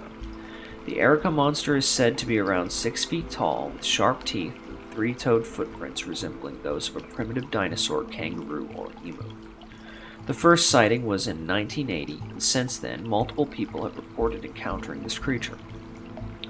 It is sometimes described as a 2-legged dinosaur, resembling the raptor from Jurassic Park, suggesting it may be a living dromaeosaur. The cryptid is believed to inhabit caves near water sources and is considered a carnivore. It's suggested that its survival in this harsh desert environment is possible due to the presence of vegetation, canyons for hiding, and a source of water. While there are several sightings and descriptions, the existence of the Erica Monster remains unverified, and explanations for the phenomenon range from surviving prehistoric fauna to hoaxes. The area's paleontological history, including findings of dinosaur fossils, has contributed to the belief that a dinosaur-like creature could potentially go undetected in this region. The cryptid is called the Erica Monster because it is reported to inhabit the Atacama Desert in Chile, specifically in the region near the cities of Iquique and Arica. Next up we have surviving thylacines. Extinction survivors from Tasmania. The thylacine, also known as the Tasmanian tiger or Tassie tiger, was a dog-like marsupial that lived on the island of Tasmania and was the largest carnivorous marsupial in modern times. Thylacines existed from New Guinea to Tasmania.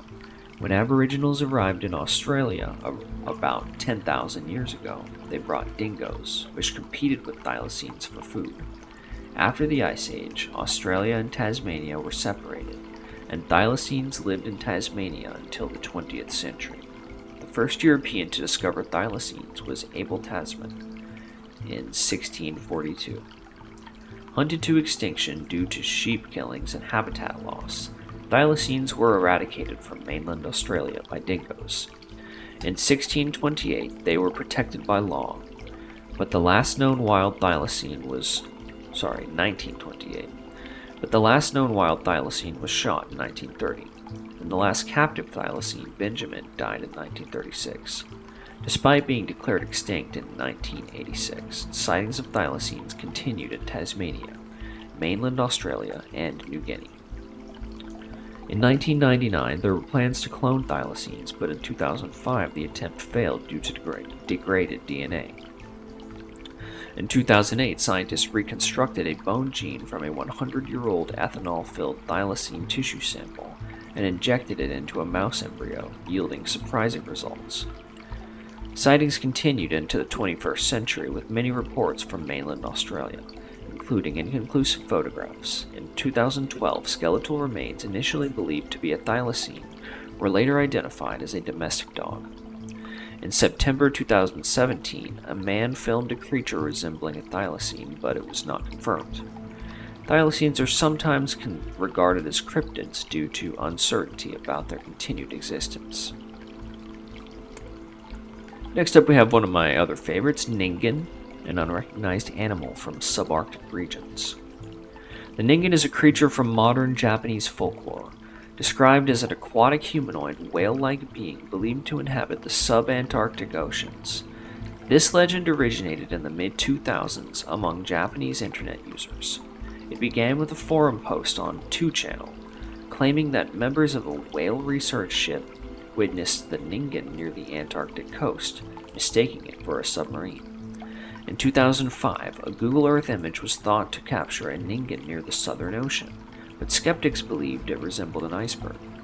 In 2010, a Japanese chemical research company uploaded a video showing ocean life, with some speculating they had spotted a ningen. However, others suggested it might be a snaggletooth snake eel. Additional footage emerged in the 2010s, further fueling the ningen legend. The ningen is described in two main ways. In one version, it resembles a large whale-like creature with human-like features, including a humanoid face and large limbs measuring about 20 to 30 meters, or 65 to 100 feet in length. In another, less common version, it appears as a smaller terrestrial being, with a large head and humanoid legs, typically found wandering in Antarctica. The creature's pigmentation is described as pale blue, with a large slit-like mouth and either small or large gaping eyes. And next up we have the Lake Norman Monster, a serpent-like creature from North Carolina. The Lake Norman Monster, also known as Normie, is a creature described as long and serpentine with scaly fins or flippers. It has been sighted by numerous witnesses, including swimmers, fishermen, campers, water skiers, and scuba divers around Lake Norman in North Carolina.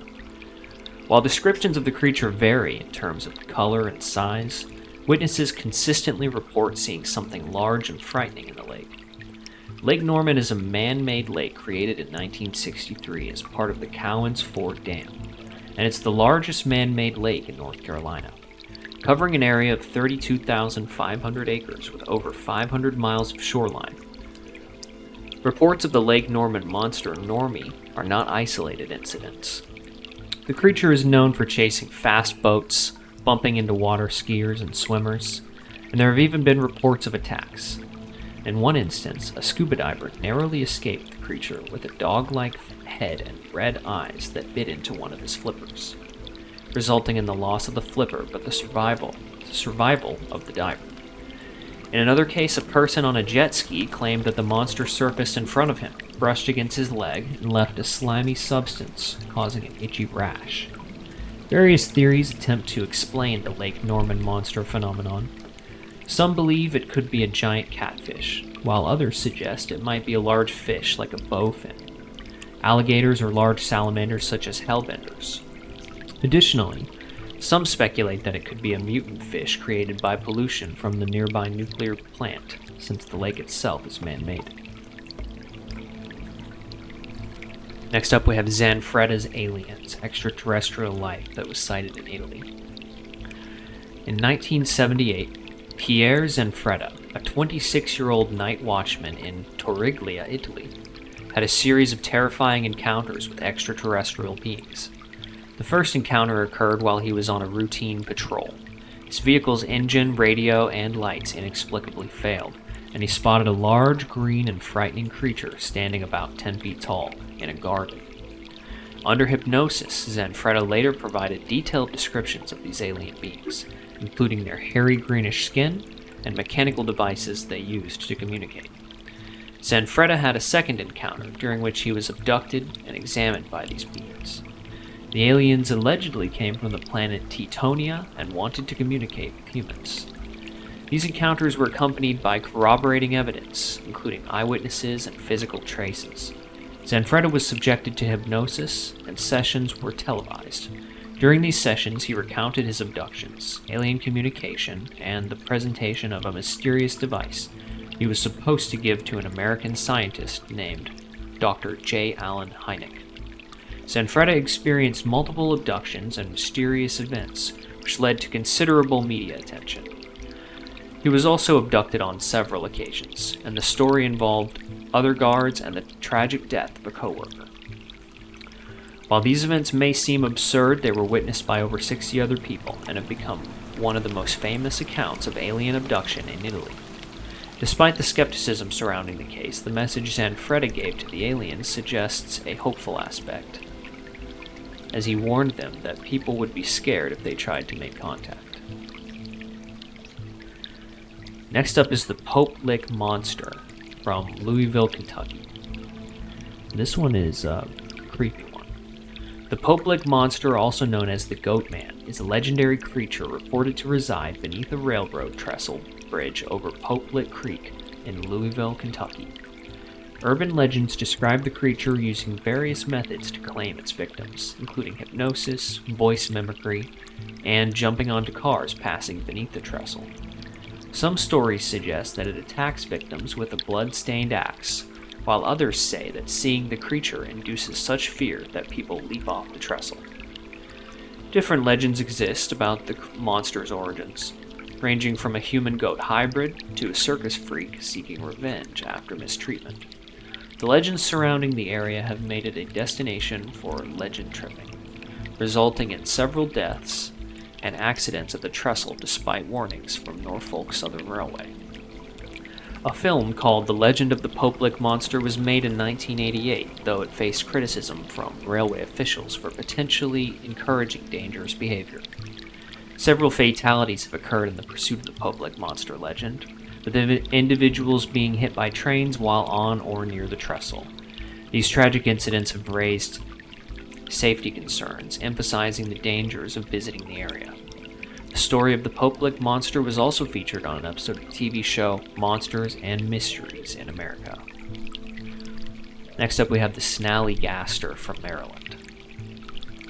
The Snallygaster is a legendary creature that has haunted Frederick County, Maryland for centuries. It's described as a dragon-like beast, part reptile and part bird, dwelling in South Mountains caves. The creature swoops silently from the sky, stealing farm animals and children. Early German immigrants in the 1730s called it a Schnellergeist, meaning quick spirit in German, blending bird-like features with demonic characteristics. Various descriptions of the Snallygaster include a metallic beak with razor-sharp teeth and sometimes octopus-like tentacles. Early legends say it sucked the blood of its victims. The creature has a known adversary called Dwayo, a mammalian biped resembling a wolf-human hybrid, and they've had confrontations dating back to the early settlement. In 1909, the Snallygaster made headlines when newspaper reports detailed encounters with local residents. Witnesses described it as having enormous wings, a long pointed bill, and screeching like a locomotive whistle. One account claimed it attacked a man, biting his jugular and draining his blood. The Smithsonian Institution even offered a reward for its hide, and President Theodore Roosevelt considered postponing a trip to hunt it. Reports of the Snallygaster's activities spread across different states, including New Jersey, West Virginia, and Ohio. Eventually, it disappeared for 23 years before reappearing in Frederick County, Maryland. Some speculated that these sightings were from the offspring of the 1909 creature. Residents were encouraged to provide detailed descriptions for scientific purposes. The legend ends with a story of the Snallygaster's death, overcome by moonshine fumes and falling into a vat of alcohol, with revenue agents destroying the vat and carcass. No further appearances have been reported. Next is Beast of Exmoor from England. The Beast of Exmoor is a legendary and elusive creature said to roam the moors of Exmoor in Somerset and Devon, in the southwest of England. Sightings of this large, wild, cryptozoological felid, resembling a panther or puma and typically dark gray or tan to black in color, have been reported since the 1970s. The creature is described as large, with reports estimating lengths of 1 to 2 meters from nose to tail. During the early 1980s, repeated significant losses of sheep and lambs in the area heightened the notoriety of the Beast of Exmoor.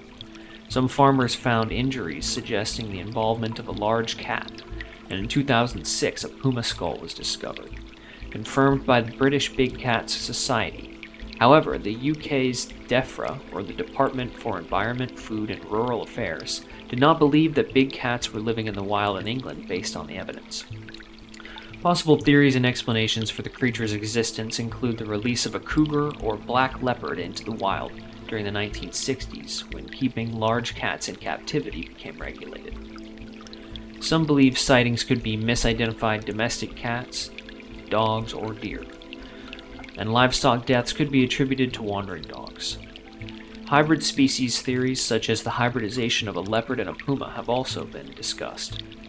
Exmoor National Park is known for its rich wildlife and diverse habitats, providing a home for various species like red deer, wild Exmoor ponies, and many birds and small mammals. The region also offers opportunities for wildlife enthusiasts to explore and observe the natural world. Sorry. Just watch out for the beast. Next up we have Hook Island Sea Monster from Australia. This thing is like a giant tadpole. The Hook Island Sea Monster, an alleged sea monster photographed during the 1960s and frequently featured in books on monsters and mysteries. The best-known photo shows a gigantic tadpole-like creature, supposedly encountered in Stonehaven Bay, Hook Island, Queensland, by Robert Le Serac and his family in December 1964. The creature, estimated to be about 75 to 80 feet long, was initially believed to be a sea serpent.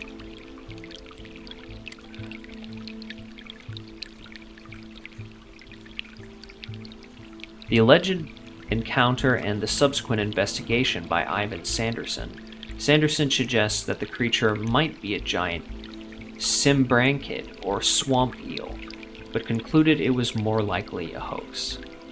Heuvelmans, the author of the book In the Wake of the Sea Serpents, also questioned the authenticity of the photos.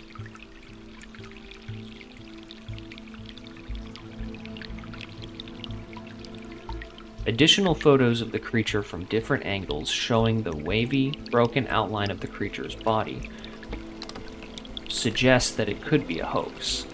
Le Serac, who took the photos, had a history of trying to organize expeditions related to sea serpents, indicating a potential financial motive for the hoax. It is questionable whether Le Serac's encounter may have inspired Heuvelmans' concept of yellow belly, a different marine cryptid described as a tadpole-shaped creature. However, the timing of the two events suggests it is unlikely. In conclusion, the Hook Island Sea Monster case is considered a hoax, with evidence pointing to the photos being staged. Next up, we have Bigfoot. This is going to be a bit of a long one. It's really the only way to do it justice, I guess.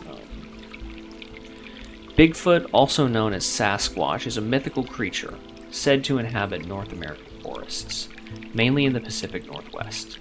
Enthusiasts have presented various forms of questionable evidence to support its existence, including anecdotal sightings, alleged photos, videos, audio recordings, hair samples, and footprints. Much of this evidence has been debunked, and most scientists consider it to be the result of folklore, misidentification, and hoaxes. The legend of Bigfoot is a combination of factors, including indigenous cultures, the European wild man figure, and folk tales. Cultural trends, environmental concerns, and societal awareness also play a role in its popularity. Descriptions of Bigfoot typically portrayed as a large, hairy, bipedal creature, ranging from 6 to 15 feet tall. Some reports suggest it looks more human than ape, particularly in the face. It has broad shoulders, long arms, and is often associated with glowing eyes at night. However, skeptics often attribute sightings to misidentified bears standing upright. The creature's large footprints, from which it gets its name, are claimed to be as large as 24 inches long and 8 inches wide. Some footprint casts have claw marks, suggesting that they may be from known animals like bears.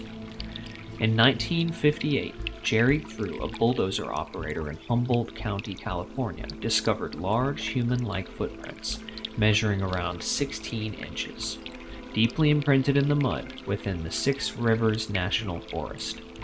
When Crew informed his coworkers, several of them claimed to have encountered similar tracks on previous job sites. They also reported strange incidents, such as an oil drum weighing 450 pounds or 200 kilograms being mysteriously moved. Crew and his colleagues began using the term Bigfoot to describe the enigmatic creature behind these footprints. Initially, Crew believed it might be a prank. As more of these massive footprints were observed, Crew reached out to reporter Andrew Gonzoli from the Humboldt Times newspaper. Gonzoli interviewed lumber workers and wrote articles about these mysterious tracks, introducing the name Bigfoot to describe the phenomenon. Plaster casts of the footprints were made, and crew posed with one of them on the front page of the newspaper on October 6, 1958. The story gained widespread attention and resulted in significant media coverage, with major outlets like the New York Times and Los Angeles Times reaching out to Gonzoli for information.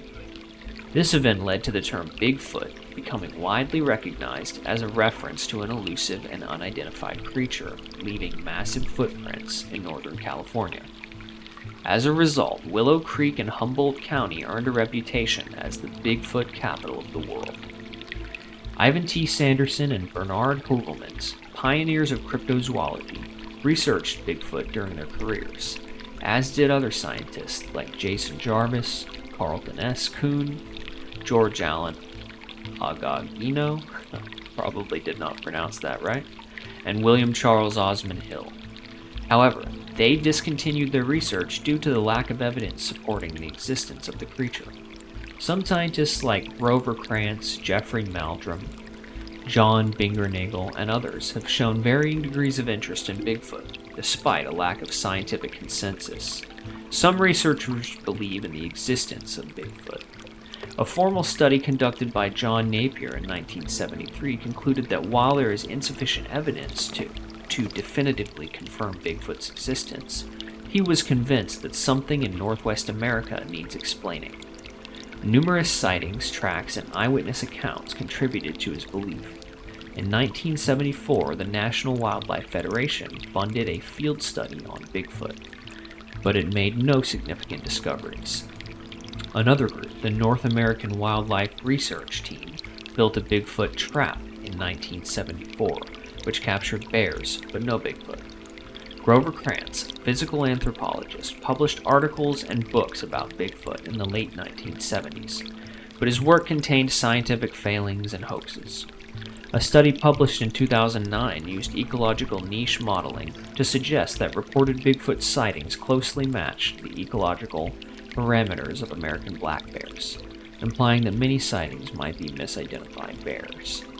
In the first systematic genetic analysis of hair samples suspected to be from Bigfoot-like creatures, only one was identified as primate, human. In 2019, the FBI declassified an analysis from 1977 concluding that hairs sent to them were of deer origin. Various claims have associated Bigfoot with paranormal phenomena, extraterrestrials, psychic abilities, and even government cover-ups. Over 10,000 reported Bigfoot sightings have occurred in the continental United States, predominantly in the Pacific Northwest. However, the majority of these claims are considered mistakes or hoaxes. Some researchers believe Bigfoot may be nocturnal, while others have reported alleged behaviors such as rock throwing, wood knocking, and gifting objects ascribed to the creature. Alleged vocalizations have also been reported, with some considering them to be a language. However, experts have raised doubts about the credibility of such claims. Many Bigfoot encounters have been reported, including the notorious 1971 Fouke, Arkansas incident, which inspired the film The Legend of Boggy Creek. There have been various alleged encounters, some captured on film, such as the Freeman footage, the Memorial Day Bigfoot footage, and the video uploaded by Shannon Parker. However, many of these encounters have been debunked or remain controversial. Patterson-Gimlin film from 1967, recorded by Roger Patterson and Robert Gimlin in Northern California, is the most famous video of an alleged Bigfoot. While it remains highly debated and scrutinized, most academic experts have concluded that it provides no scientific data of value, with the prevailing explanation being that it might be a hoax. A Colorado couple has also allegedly spotted Bigfoot in Colorado just a few days ago, and caught it on camera. So that's Bigfoot done. Next we have the Bear Lake Monster, and this is a sea serpent from America.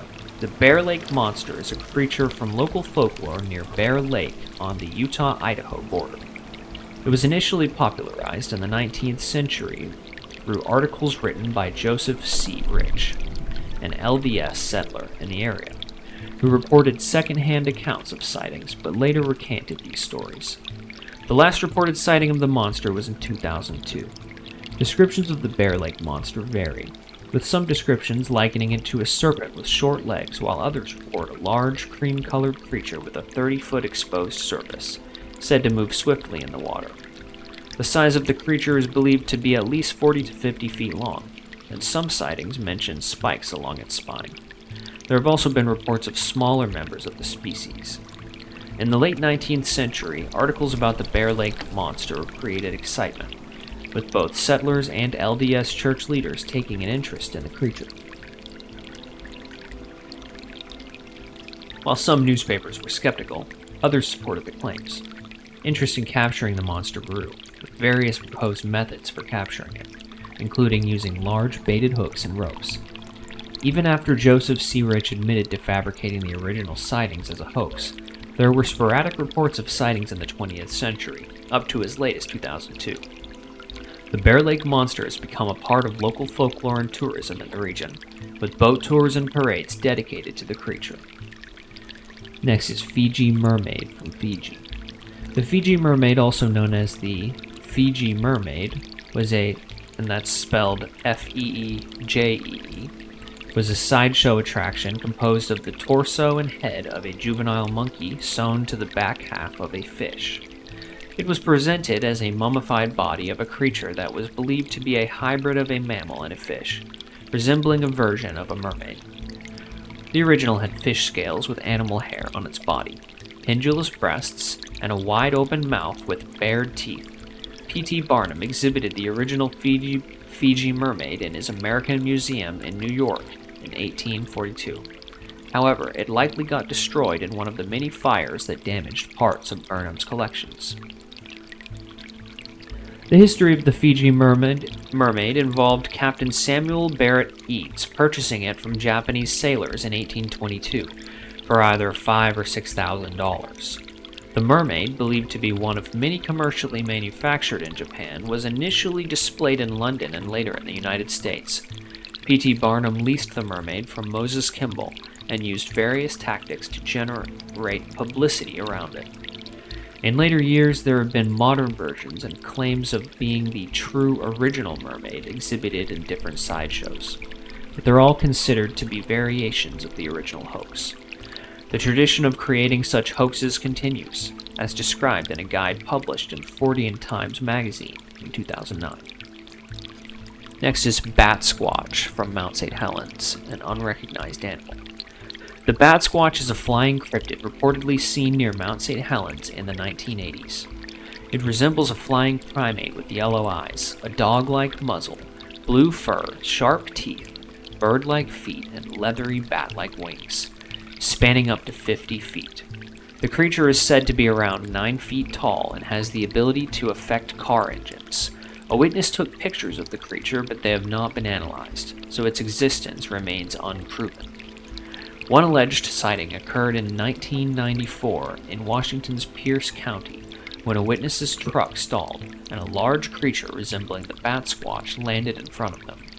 Another possible sighting happened in 2009 near Mount Shasta in California, when hikers witnessed a large creature with leathery wings flying out of the mountain crevice. Initially described as having a pterodactyl-like head, but later compared to a flying foxbat. In 2011, a witness reported seeing a creature with bat wings, blue fur, red glowing eyes, and a height of at least 9 feet in the sky.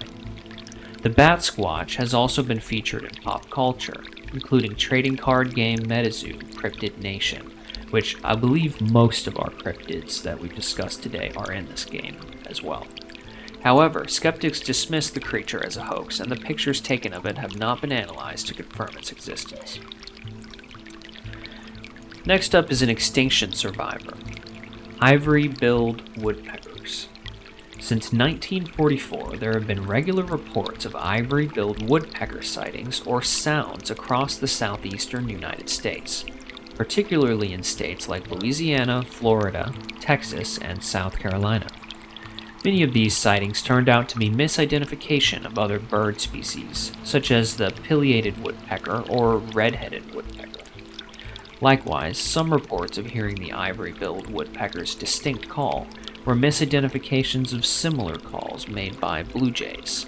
In some cases, wing collisions among flying duck flocks were mistaken for the ivory-billed woodpecker's characteristic double knock. In 1950, an Audubon Society wildlife sanctuary was established along the Chipola River in response to reported sightings of ivory-billed woodpeckers. However, the sanctuary was terminated in 1952 when the woodpeckers could no longer be located. In 1967, ornithologist John Dennis reported sightings of ivory-billed woodpeckers along the Neche River in Texas and provided audio recordings of possible ivory-billed woodpecker calls. Several other people reported sightings of these woodpeckers in the same area in the late 60s. HNAG and GM Heinzman reported multiple sightings of ivory-billed woodpeckers in Highlands County, Florida, from 1967 to 1969, and obtained a feather from a roost that was identified as an inner secondary feather of an ivory-billed woodpecker. However, the feather's age couldn't be conclusively determined. Several photographs that appeared to show an ivory-billed woodpecker were presented in 1971 by George Lowry. Still, the quality of the photographs was insufficient to convince other ornithologists of their authenticity. In 2004, Gene Sparling reported seeing the birds in Arkansas, leading to a follow-up expedition that reported several sightings, audio recordings, and video footage. The findings were accepted by the Bird Records Committee of the Arkansas Audubon Society. The Nature Conservancy acquired land to expand protected areas for the bird following these reports. Subsequent searches in 2005 and 2006 did not yield unambiguous encounters with ivory-billed woodpeckers, and subsequent searches by various teams across multiple states did not provide conclusive evidence. Scientists from Auburn University and the University of Windsor reported a high number of sightings, sound detections, and behaviors consistent with ivory-billed woodpeckers in 2005 and 2006, but their findings were not universally accepted. Mike Collins reported multiple sightings and obtained video evidence between 2006 and 2008, arguing that the lack of clear photographs was due to the species' behavior and habitat. More recent research conducted by Project Principalis in Louisiana from 2012 to 2022 has provided new evidence, including drone videos, trail camera images, audio recordings, and team member encounters. They published their findings in May 2023, suggesting that the ivory-billed woodpecker may not be extinct. Next up is British big cats. In British folklore and urban legend, British big cats are reported sightings of non-native, usually large feline animals found in the United Kingdom. These creatures are often described as panthers, pumas, or black cats, while rare isolated incidents have involved the recovery of individual animals, often medium-sized species like the Eurasian lynx. They are believed to have been escaped or illegally released exotic pets. The idea of a population of true big cats living in Britain, especially breeding populations, is rejected by experts and the British government due to a lack of convincing evidence. Many supposed sightings from a distance have been attributed to domestic cats being misidentified as larger animals seen from afar, with some considering these sightings as media-driven artifacts generated by British journalistic practices in the 1970s and 1980s. Throughout the UK, phantom sightings are common, and some people have reported being attacked by large cats, although there is no substantive evidence to prove these attacks involved non-domestic cat species. Folklore and historical stories have mentioned these mysterious cats. For instance, a medieval Welsh poem mentions Cath Palug, and there are tales like the Stratford Lion, and accounts from people like William Cobbett recalling seeing large cats in the past. Phantom big cats have led to local urban legends and unexplained animal deaths, often blamed on these imagined creatures such as the Beast of Bodmin Moor and the Cotswolds big cat. However, investigations into these claims have generally found more ordinary explanations, like foxes. One well-known example is the Beast of Exmoor, which gained national attention in the UK in 1983. Spoke about that earlier, when livestock deaths were attributed to a mysterious beast. Despite extensive searches and media interest, no large cat was ever positively identified in connection with these incidents. Proven captures and remains of non-native big cats in the UK have occurred. These include pumas, jungle cats, caracals, and Eurasian lynx, often linked to exotic pet ownership and occasional escapes. In 2006, a list of predatory cats known to have escaped from private ownership was published by the Department for Environment, Food, and Rural Affairs. Next up is Fresno nightcrawlers. The Fresno nightcrawler, also known as the Fresno alien, is a cryptid that has made 2 appearances, one in Fresno, California, and the other in Yosemite National Park, California. It has only been captured in video footage, and there has been one additional claim of a sighting in Billings, Montana in 2020. The creature has been spotted in Yosemite, captured on security cameras. This time, 2 creatures were seen, with one being quite small, the larger one exhibiting some sort of webbing between the knees and upper body. A similar sighting took place in Poland, another sighting occurring in Billings, Montana, captured on home security system in 2020. Oh, and the first sighting here, a witness in Carmel, Ohio, reported seeing a 7-foot-tall, slender, gray creature on December 12, 2014. This encounter is known as the Carmel Area Encounter. So the 2 main ones are Carmel, Ohio, and then Yosemite. Apparently in Montana and Poland as well. The creature's identity is a subject of speculation. Some proposed explanations include it being an alien or extraterrestrial being, a new species, possibly a primate with short arms, a misidentified deer standing upright, pants and or a puppet on a wire, a bird walking like a crane, or a person wearing large pants and walking on stilts. And here we have a description of them. Fresno nightcrawlers are short creatures, approximately 1.5 meters in height, with most of their height attributed to their long legs. They have an extremely small upper body, with no discernible arms. A larger specimen appears to have webbing connecting from each knee to the torso, and they have very short, thin, and stilt-like feet. The Carmel area creature is described as tall, gray, armless, with long, muscular legs, and it walks with backward-bending knees. It resembles the Fresno nightcrawler. We've got the Fresno, California sighting, and the Yosemite sighting, and the Carmel sighting, so it was more than 2 sightings.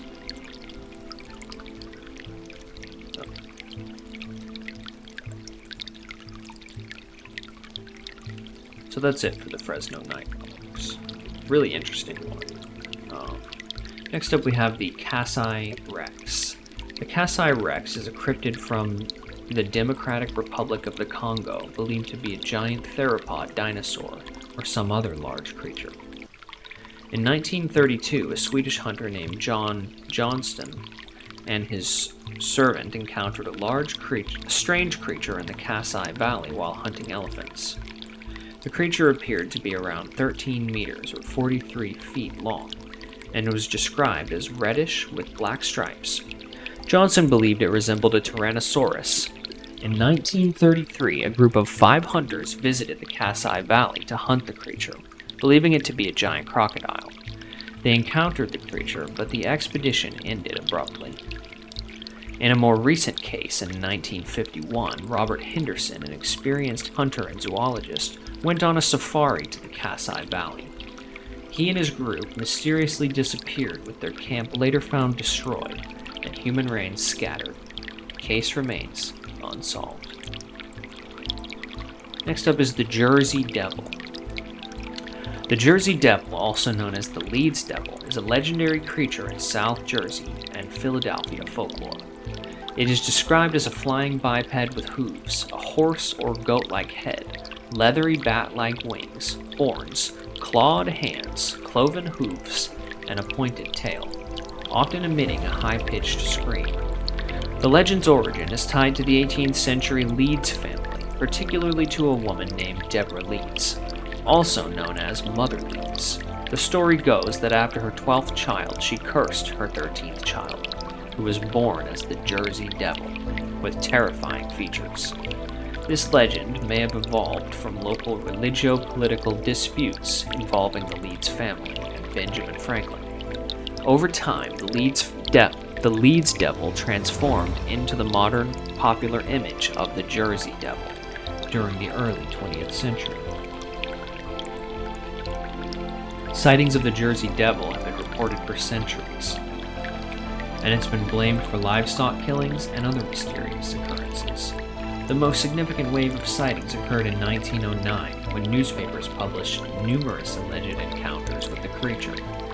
However, skeptics believe the Jersey Devil is a product of imagination, misidentifications, hoaxes, or negative perceptions of the Pine Barrens area. Despite its disputed existence, the Jersey Devil remains a culturally relevant figure, inspiring belief and conviction among some, and featuring in various forms of media, including literature, movies, and even as the namesake for sports teams. Its legendary status reflects its fanciful and comical nature. Next up is a favorite of mine, Mothman, from West Virginia. The Mothman is a humanoid creature in West Virginia folklore, known for being seen in the Point Pleasant area from November 1966 to December 1967. The first newspaper report of the Mothman was published in 1966, describing it as a large, white creature with glowing red eyes.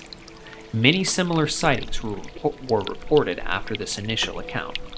Some believed it was an unusually large heron, while others linked it to the Batman and Killer Moth comic book characters.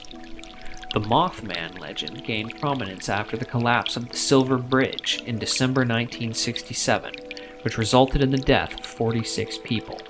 Some connected the sightings of the Mothman to this tragedy.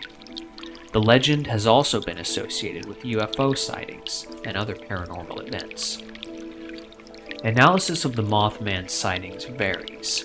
Some believe it could be misidentified birds such as barred owls or sandhill cranes. Others think it might be a cultural phenomenon influenced by folklore and urban legends. The Mothman has become a popular subject in pop culture, with books, a movie, and even an annual festival in Point Pleasant dedicated to the legend. Next is the Bili Ape from Africa. In 2003, there were sensational reports in the media about the existence of the Bili apes, or Bondo mystery apes, described as a new species of giant and aggressive ape in the Democratic Republic of the Congo. These apes were initially believed to be a distinct species or subspecies due to their unique characteristics, such as bipedalism, a flat face, a wide muzzle, and early graying of fur. However, further scientific investigation determined that these apes were common chimpanzees, a known subspecies of the common chimpanzee. Pan troglodytes Schweinfurth. They build ground nests like gorillas, but share other characteristics with chimpanzees. The initial claims and sensational reports about the Bili apes were made by Karl, a photographer, and Shelley Williams, an experimental psychologist affiliated with National Geographic. Williams claimed to have seen the apes up close and described their unique features, leading to speculation about their status as a new species. However, genetic testing and further research confirmed their identity as chimpanzees. The Bili apes were found in the Bili region of the Democratic Republic of the Congo, where they lived in wetlands and savannas. They displayed curious behavior towards humans and do not exhibit significant aggression.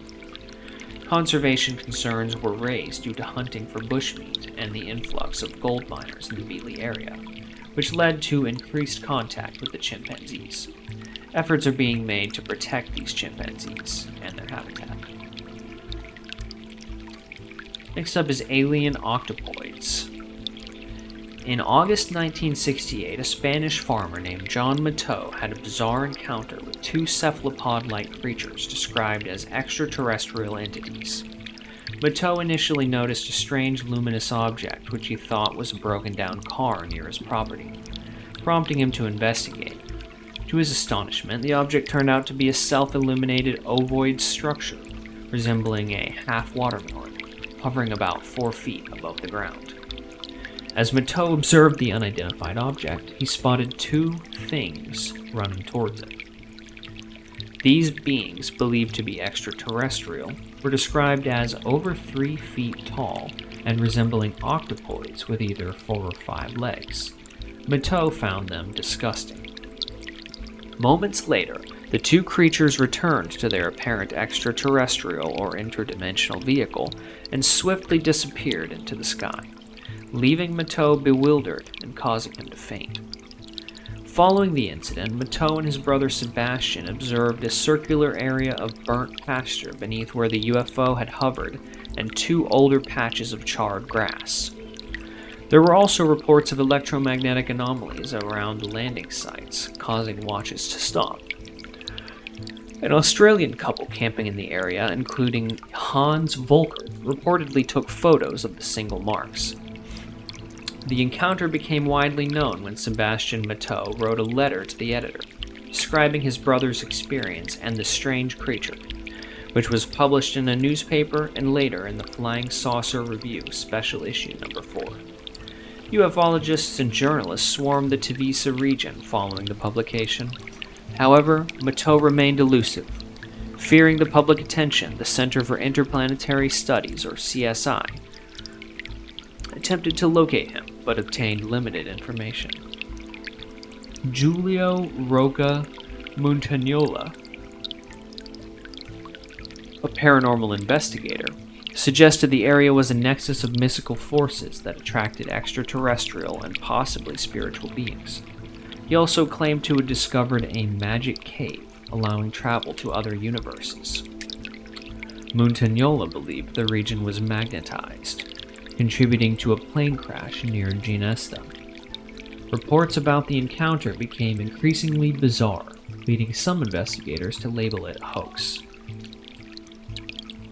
Another similar octopus-like creature sighting was noted in the Spanish province of Vizcaya in 1961, and an unnamed woman from Barcelona reported an encounter with a cactus-like creature with 4 limbs in 1967, adding to the mystery.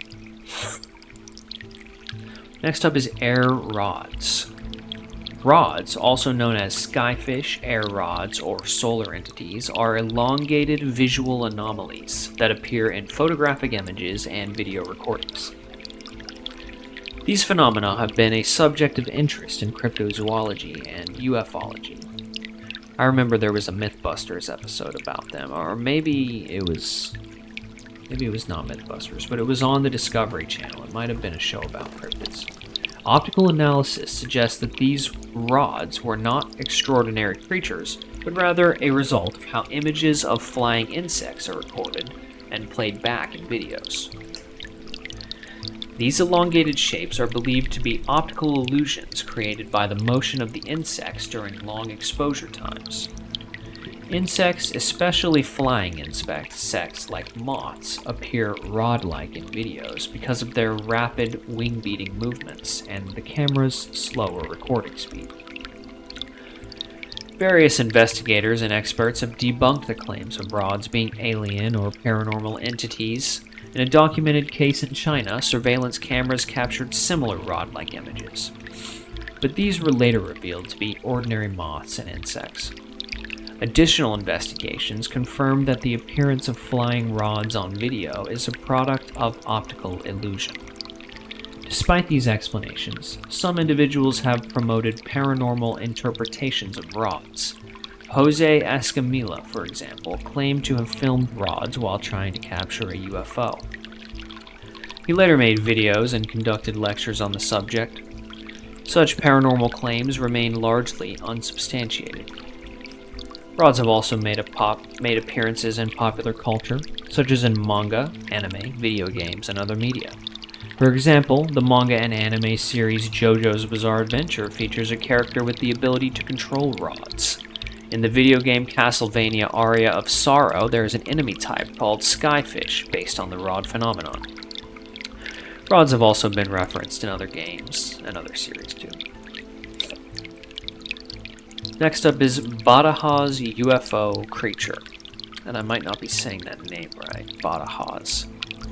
And this was from Spain. The Badajoz UFO incidents took place on November 12, 1965 at the Talavera La Real Air Base in Badajoz, Spain.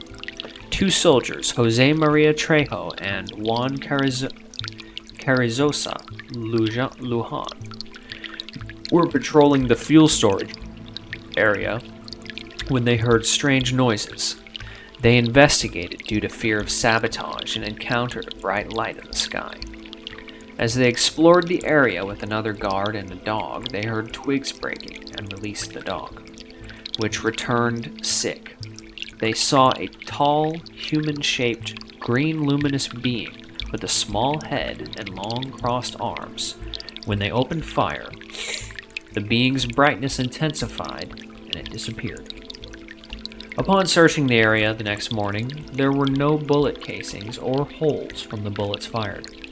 The incident remains a mystery, with some suggesting extraterrestrial involvement. Next is Lizard Man of Scape Ore Swamp. The Lizard Man of Scape Ore Swamp is a creature in the folklore of Lee County, South Carolina. It was first mentioned in the late 1980s and gained significant media attention. The story began when a car was found damaged with tooth marks, scratches, and hair, leading to reports of a lizard-like creature in the area. A teenager, Christopher Davis, claimed to have encountered the creature, describing it as green, about 7 feet tall, with red eyes, lizard-like skin, and snake-like scales. His account led to more sightings, and the area became a tourist attraction with local businesses selling Lizard Man merchandise. However, skeptical investigators have criticized the story, pointing out inconsistencies and implausibilities in Davis's account. They questioned the lack of hard evidence and suggested alternative explanations for the sightings, including a local farmer guarding his property. The Lizard Man legend has appeared in various forms of media, including TV shows, books, and news stories. It gained widespread attention when it was covered by over 100 newspapers across the United States. Next is Ogopogo from Canada. The Ogopogo is a legendary lake monster believed to inhabit Okanagan Lake in British Columbia, Canada. The name's a mouthful. Sorry guys, I'm a little congested right now. Don't know how that just came out of nowhere. I wasn't when I started recording. The creature is described as a serpentine entity with dark, smooth skin, a large body, and lengths of up to 50 feet. The name Ogopogo was derived from an English music hall song heard in 1924. The Ogopogo legend has Native American origins, with the Secwepemc, am I saying that right? Secwepemc, and Syilx indigenous peoples referring to it as Nataka, an evil supernatural entity with the power to create storms. Over time, it was misinterpreted as a malevolent creature, but indigenous traditions view it as a guardian spirit of the lake.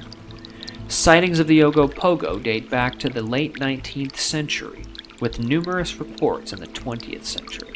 Skeptics suggest that many sightings can be attributed to misidentifications of waterfowl, otters, beavers, or other animals. Waterspouts on the lake may have also influenced the development of the myth. While the existence of the Ogopogo remains unproven, it has become a symbol of the region and a part of local folklore.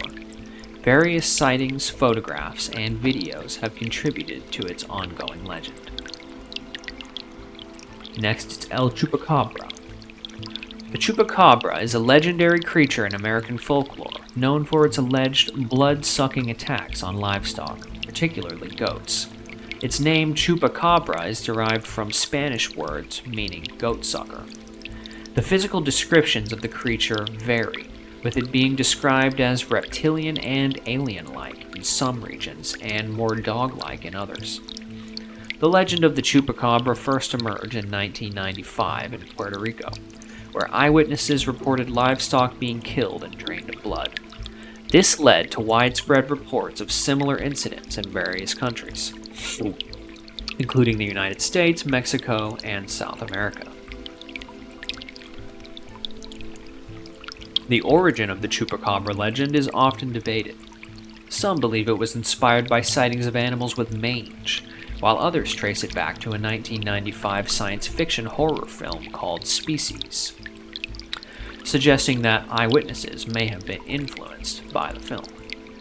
Despite numerous reports and stories, there is little scientific evidence to support the existence of the Chupacabra. Many alleged sightings have been attributed to other animals or natural explanations. The Chupacabra has also made appearances in various forms of media, including TV shows, films, and even card games. Next up is the Yeti. A large, hairy, white humanoid living in the Himalayan mountains. The Yeti, often referred to as the Abominable Snowman, is a creature believed to inhabit the Himalayan mountain range in Asia. Many claims and pieces of evidence have been presented over the years to support the existence of the Yeti, including anecdotal sightings, video recordings, photographs, and plaster casts of large footprints, some of which have been debunked as hoaxes. Folklore and legends about the Yeti are influenced by Sherpa traditions and misidentified animals such as bears or yaks. The creature is often compared to Bigfoot in North America due to similar physical descriptions. The Yeti is described as a large bipedal ape-like creature covered in brown, gray, or white hair, sometimes depicted with large, sharp teeth. The name Yeti is derived from the Tibetan words Gya, dread, which roughly translate to rocky bear. Various Himalayan peoples have different names for similar legendary creatures. Sightings and evidence of the Yeti increased in the 20th century, coinciding with Western mountaineering expeditions in the Himalayas. Some notable sightings and footprints were reported by climbers and explorers, but the authenticity of these claims remains a subject of debate. Several expeditions have been organized to search for the Yeti, collecting hair samples and footprints. However, most DNA analysis of these samples has been linked to known animals, such as bears. Proposed explanations for the Yeti include misidentifications of local wildlife, hoaxes, or even the presence of an unknown or hybrid species of bear.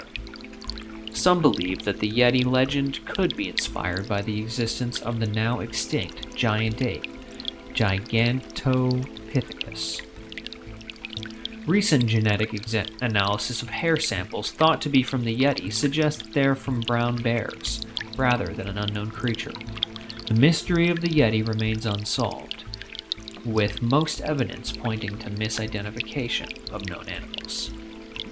Next up is Beebs or Beebe's abyssal fishes. William Beebe observed a variety of mysterious deep-sea fish during his bathysphere dives in the North Atlantic Ocean off Bermuda between 1930 and 1934. These included the abyssal rainbow gar, Bathysphaera intacta, five-lined constellation fish, pallid sailfin, and a three-starred anglerfish. The most notable find was Bathysphaera intacta, characterized by its long, slender body, luminous photophores along its sides, and light-emitting tentacle-like structures. Beebe couldn't capture any of these creature species, and they remain enigmatic, known to humanity only briefly during his observations.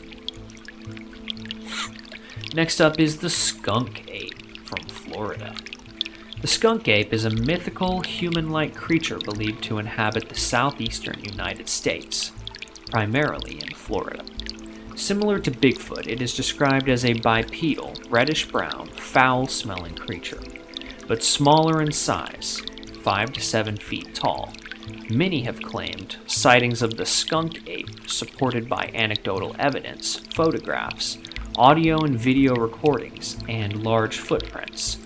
Mainstream scientists largely consider it a result of folklore, misidentification, and hoaxes. Nonetheless, the skunk ape has become part of popular culture of southern Florida and has inspired various legends and reports. The history of skunk ape sightings dates back to the early 19th century when European settlers first occupied the region. Notable alleged sightings have been reported, particularly in the 1950s through the 1970s, with some even involving law enforcement encounters. However, no concrete evidence of the skunk ape's existence has been found, and skepticism remains among many experts. In pop culture, the skunk ape has become a symbol of wilderness and rural culture in Florida, appearing in various forms including commercials, signs, and roadside attractions. Conferences, events, and research related to the skunk ape have also contributed to its enduring presence in the state's folklore. Next up is White River Monster. The White River Monster is a legendary creature in Arkansas folklore, first sighted near Newport, southeastern Arkansas, along the White River. Locally referred to as Whitey, it has been reported as a monster, but residents in the area hold a fondness for it. Sightings of the White River Monster date back to 1915, with one of the earliest reports describing it as having gray skin and being extremely large. Attempts to capture it were made, but these reports were abandoned due to financial constraints. In 1937, more sightings were reported, leading to increased interest. This time, the creature was described as having elephant-like skin, a wide body, and the face of a catfish. Some considered it to a threat to crops, and there were plans to use explosives to dislodge it, but these plans were denied. The White River Monster was sighted again in 1971, described as boxcar-sized, with peculiar features. Reports included strange noises and three-toed tracks. In 1973, the Arkansas State Legislature created the White River Monster Refuge to protect the creature, making it illegal to harm it within the refuge. Regarding its identification, various theories exist. Some suggest it may be an elephant seal, but critics argue this is unlikely due to the creature's location. An alternative theory is that it could be Florida manatees, often known as sea cows. However, the White River Monster remains a subject of mystery and folklore in the region. Next up we have the last entry. It is the long neck. The Megalithauria longicalis, identified by Bernard Heuvelmans in 1965, probably mispronounced that wrong, is a sea monster categorized as an extremely elongated marine creature resembling certain freshwater monsters found in lakes and rivers worldwide. Commonly known as Heuvelmans seal, this creature exhibits the following characteristics. The shape varies from serpentine to bunched up, typically 15 to 65 feet in length. Wow, that's a huge variety of length. 15 to 65 feet, okay. Dark brown color on top of black and gray or whitish mottling, with a lighter underside. Smooth looking skin when wet, but appears wrinkled and rough up close. A small round head with two small horns and small eyes. Tapered muzzle resembling a seal's, dog's, horse's, or camel's. A long, slender, flexible neck with a collar behind the head. 1 to 3 dorsal humps, with the middle hump being the largest. A slight ridge along the spine. 4 webbed flippers, and the hind pair can resemble a bilobate tail. Behavior of this creature includes being amphibious. Frequent sightings between April and October in the north, year-round in tropical regions, and from February to April in the south. It swims with vertical undulations, reaches speeds of 15 to 35 knots, and submerges vertically without spouting. On land, it moves by gathering its hind legs up toward the front and leaping forward, similar to sea lions. Its habitat varies from near coasts in cold temperate regions to mid-ocean in warm temperate regions. The creature's distribution is cosmopolitan, except for polar waters, with frequent sightings reported around the British Isles, Newfoundland, Maine, British Columbia, and locations in the southern hemisphere. Significant sightings have occurred over the years, with accounts of people encountering long-necked, large sea creatures in various parts of the world. One possible explanation is that the creature is an extremely elongated form of sea lion, or fur seal, adapted for a purely marine existence. However, more recent cladistic studies suggest that it may not be related to any existing seal families. Sources for these sightings and descriptions include works by Philip Henry Goss, Alfred T. Story, Rupert T. Gold, Tromp van Diggelen, Bernard Heuvelmans, of course, Robert Corns, and various historical accounts. If you've made it this far in the video, you're an absolute legend. Thank you so much for watching, and the best thing you can do for my channel or for me is to just sub. So just hit the subscribe button. Thank you so much. Peace.